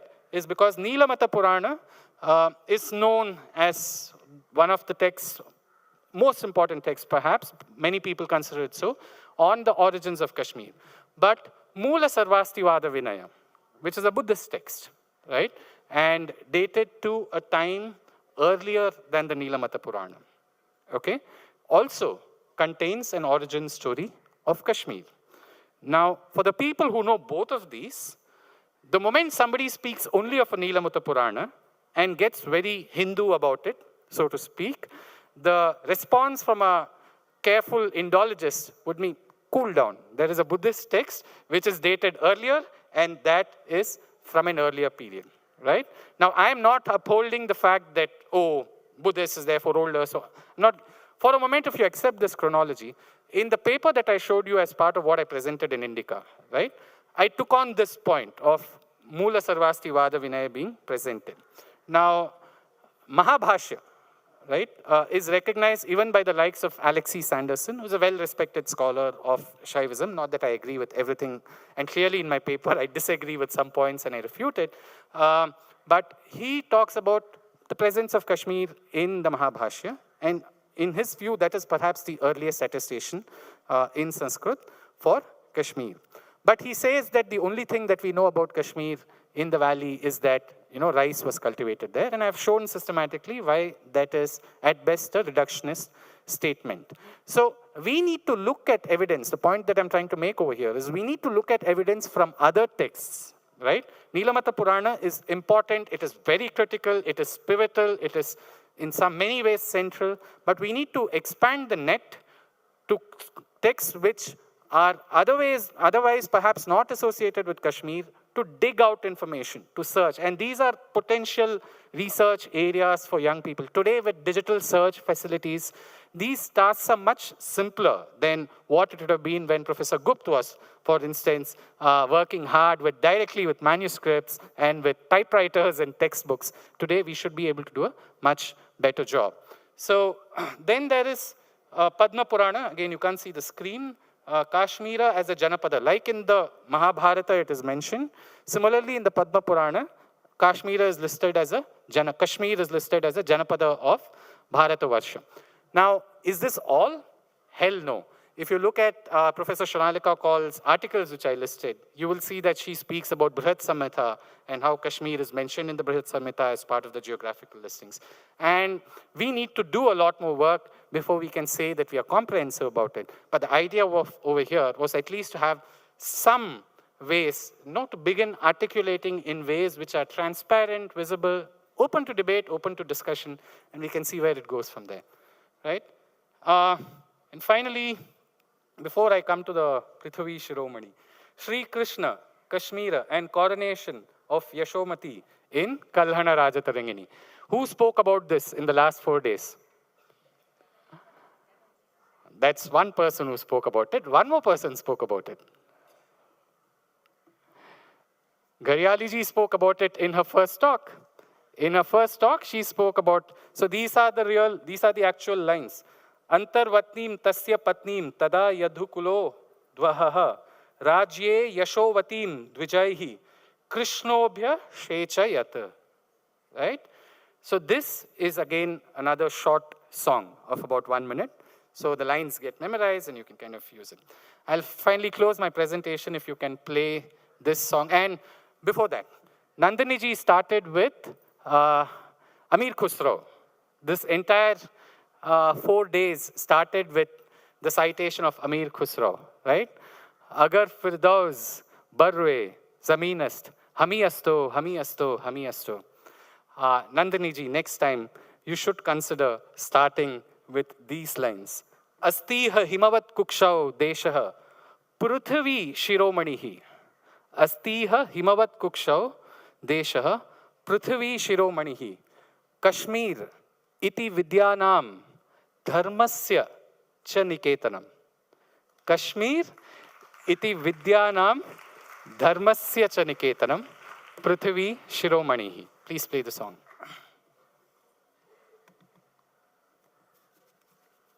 And I've tried to keep it Pahadi in this song.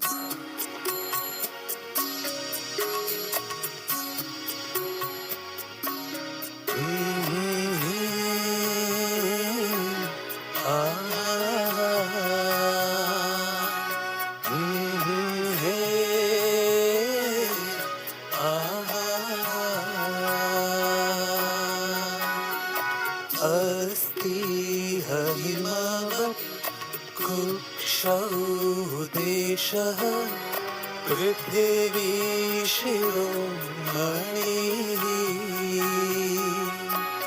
O Prithvi Shiromani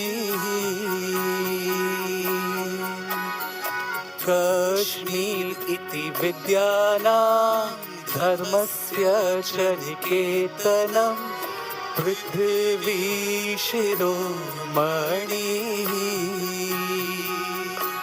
oh Prithvi Shiromani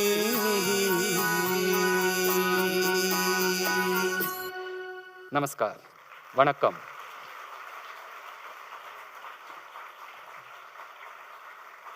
The time is 12:23.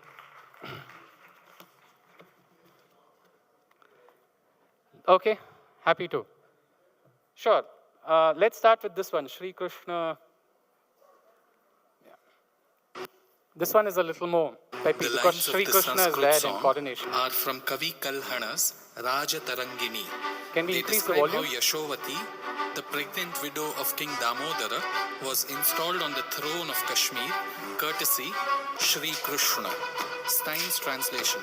Then Krishna, the descendant of Yadu, had the king's pregnant widow Yashovati installed on the throne by the Brahmins. Antarvatnim tasya patnim tada yadukulo dvaha. Antarvatnim tasya patnim tada yadukulo dvaha.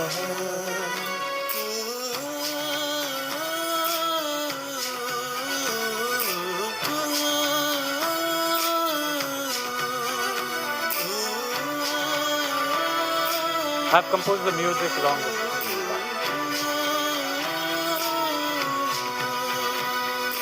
Rajye Yashovatim Vijayhi Krishnobhya Shechayat. Rajye Yashovatim Vijayhi Krishnobhya Shechayat.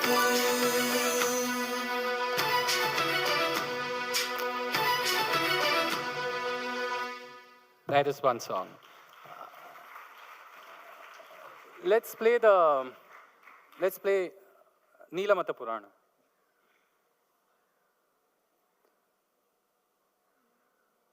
That is the next one. That is, yeah.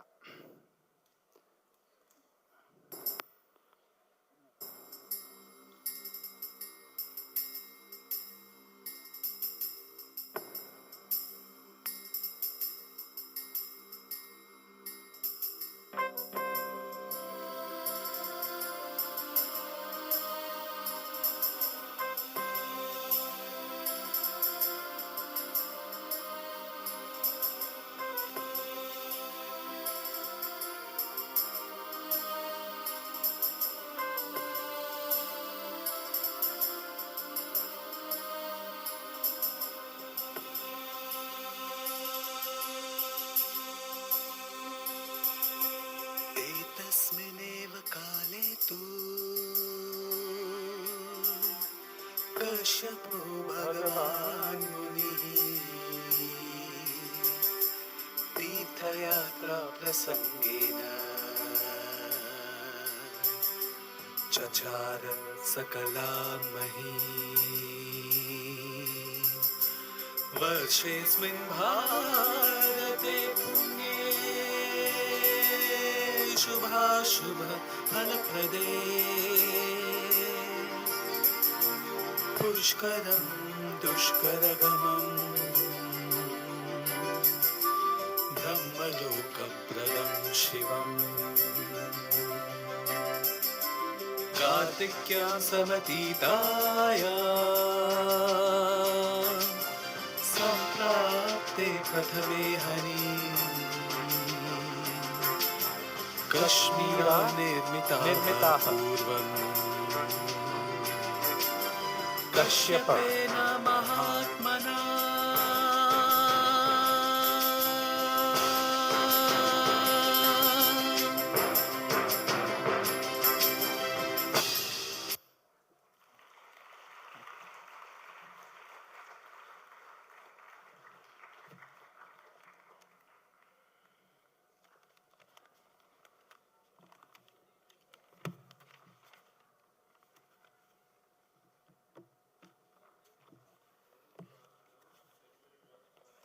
Yeah.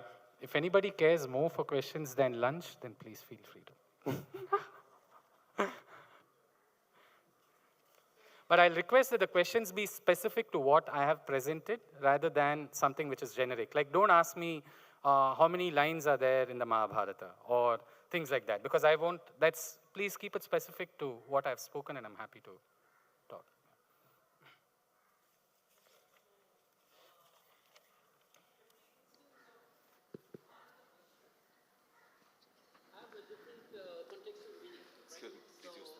Wondering what is the meaning of Varsham according to you, and therefore every instance of Bharata Varsham that you quoted refers to something else that's not.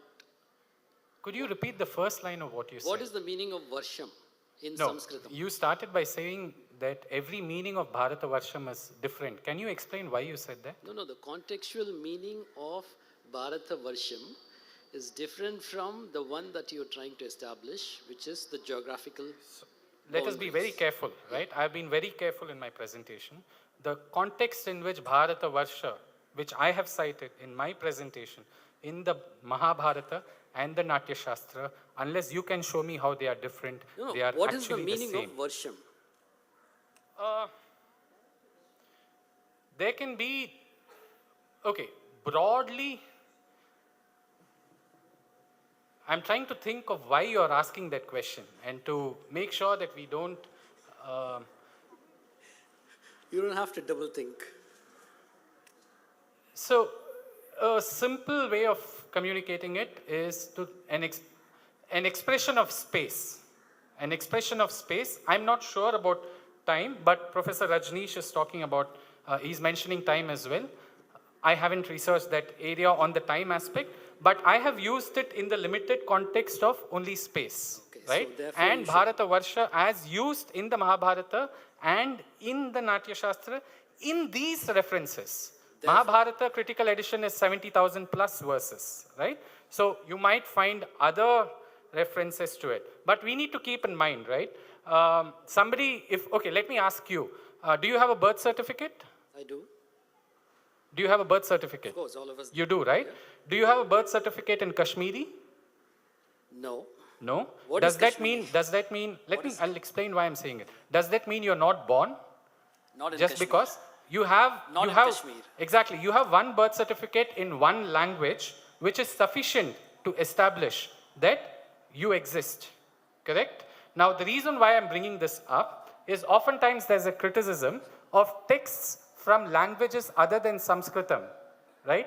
Do not have this notion about Bharata Varsha. Do not think of Bharata, etc. So how can you impose a particular one? Nobody is imposing any point of view. This is just one language which is having one view. It is legitimate in itself. Just like how your birth does not need to be validated in all languages of the world before we decide you're born. And this is not specific to your question. I'm going beyond that. So I'm trying to resolve certain other bigger issues in this process, right? Similarly, it is sufficient to have one text which is broadly internally consistent in one particular language, and if you have more languages validating that point of view, wonderful. But the mere fact that it doesn't exist in all the languages doesn't make the existence in this one language any lesser than what it actually is, right? We should be very clear about how certain lines of arguments are used, right? To run down what might exist by stating what might not exist. Yeah, any other question? I'll take only one more. Yeah.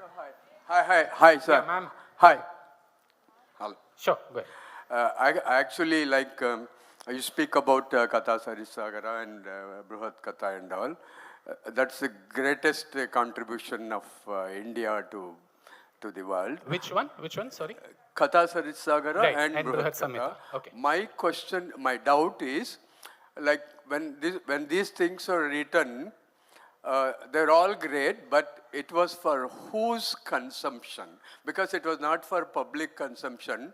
Hardly few percent knew Sanskrit. You cannot question the greatness of it. But whose consumption it was written, though we have later, after 1,000 years, we used it. I've understood your question, and I think I understand where it is coming from also.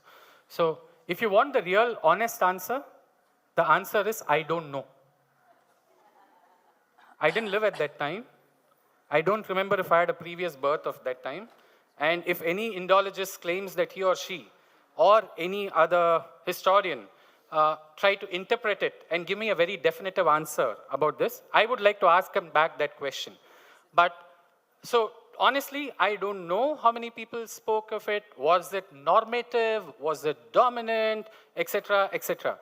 For the purpose of my presentation and for the purpose with which I started, which is India, that is Bharat. The Bharata Shabda is there in our constitution, right? Our forefathers decided that Bharata is there. Nobody in the world can stop me from identifying which is that oldest word of Bharata, whether there is any geography associated with the Bharata, right? How much of it encompasses. I'm doing very, very basic work that sadly actually should have been the first page of our history books, you know, if you ask me. We should have had this information. We should be feeding this information rather having to go seek it. So my honest answer to you is I don't know. I know of views, academic views, where the claim is that very few people knew of it, so maybe most people didn't believe it. Well, to that kind of an argument, isn't it true that the Supreme Court of India today deals with cases only in English? It does, right? And the Supreme Court has been there for 75 years. That doesn't mean that Supreme Court is not doing a good job, right? There are many circumstances which have led. I'm neither defending nor critiquing the Supreme Court, but I'm trying to draw some sort of a parallel, saying that there are a lot of people in India who today, if they go to the Supreme Court, in English, they may not be able to transact, right? That might be a deficiency in terms of the number of languages in which the Supreme Court deals with. But is that a criticism of their ability to uphold and deliver justice? In my view, no. right? So we need to keep all the things in mind. One last question. I have a comment, not a question. Okay. There is a beautiful German word called Zeitgeist in the context of our times. Right. And then there's another German philosopher who made a quote, I'm quoting him, there are no facts, only interpretations. Now we have got to modify, there are facts and there are interpretations, but when we view things from one context in time to another, in multiple languages, multiple cultures, there's bound to be misinterpretation or different kinds of interpretation. So we have to look at it from that point of view. I completely agree with you. We are the culture that spoke about ideas coming from all directions, right?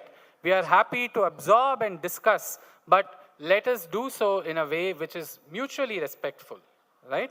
We don't need to run down just because a particular set of texts in one particular language has additional information which other texts in other languages may not have, and the other texts in other languages might have more information which this language might not have. My favorite actually go-to line on this, and I'll end with this. My mother is an Indian from a Gujarati-speaking family born in Tamil Nadu. And my father is an Indian from a Tamil-speaking family who grew up in Kolkata. Okay? So when I can have idli, dhokla, and jhalmur, everything together, why should I limit myself to one, right? So all of this is ours. Let us do it in a way in which we are respectful of it. Shall I? First of all, the question about Katha Sarit Sagar, to my little knowledge, it was the king's princess, little princess and the queen, whom the poet wanted to entertain with stories. So that was what was the original audience were. I think it was the children of King Ananda, his two princes and the queen, who the poet wanted to entertain, and so he went on weaving these stories. Now the stories are not unknown, and they were immediately translated in various languages of India. And if you have been reading Chanda Mama, the Betal Pachisi itself comes from Satasri. Everybody has read Vikram and Betal, so they all come from Satasri. That's one series, then other series. It's an ocean of tales. It's hundreds and thousands of tales. So just wanted to clarify that. Though it was originally written for entertaining princes, it went all around India. It was translated in every Indian, every foreign language, and it went around the globe. Now my question, my question,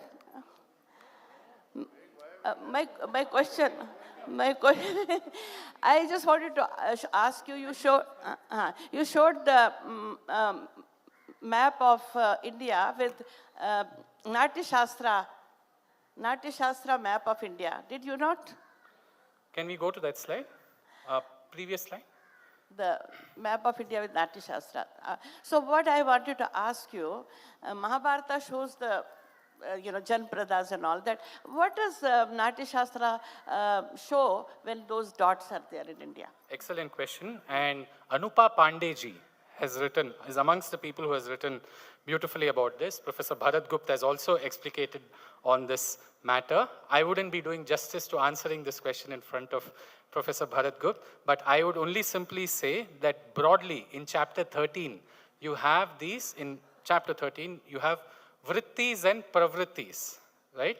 Pravrittis are local customs, local traditions, and it gives the behavior as per the different. In fact, there's very interesting description for the south, for the east, in terms of performances and shailis. So those are pravrittis. So we, along with Padmaja ji, who's a renowned Bharatanatyam performer.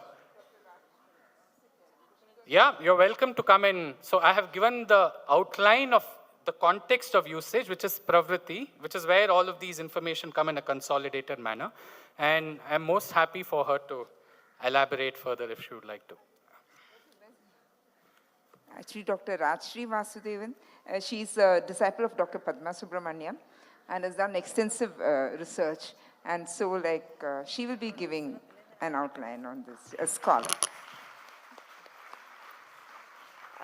Figuratively, even the mic had to come down to my level from his speech. So I hope it's not too mundane what I say. I just wanted to mention here, especially when Garyali ma'am asked about the Natya Shastra map, there is an entire chapter which deals with the Vritti Pravritti connectivity, which was researched about by my guru, Dr. Padma Subramaniam, with reference to the performing arts. And it has been very helpful to understand why certain zones or certain regions in the country, which we technically come under pravritti because there are north, south, east, west zones, why they have a tendency or a predilection towards certain kinds of vritti. So the chapter actually describes that. And under pravritti, when we say, for example, Dakshinatya, or we say Avanti or Panchali, there are a series of names which are given under that. And on the basis of those names, which we can actually map out the entire region which is mentioned. So these regions were mentioned by Bharata to show that those areas under a given region or pravritti have a fondness or tendency towards a certain vritti. Like say, for example, one region for Bharati Vritti, one region for Arabhatti, one region for Satvati, one region for Kaishiki.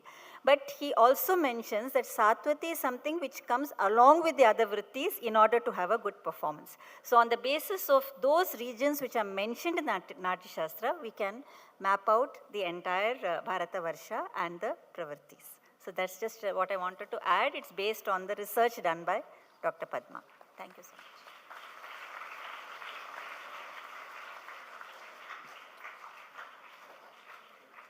A big round of applause for all our speakers this morning and for Shri Meg Kalyan Sundaram.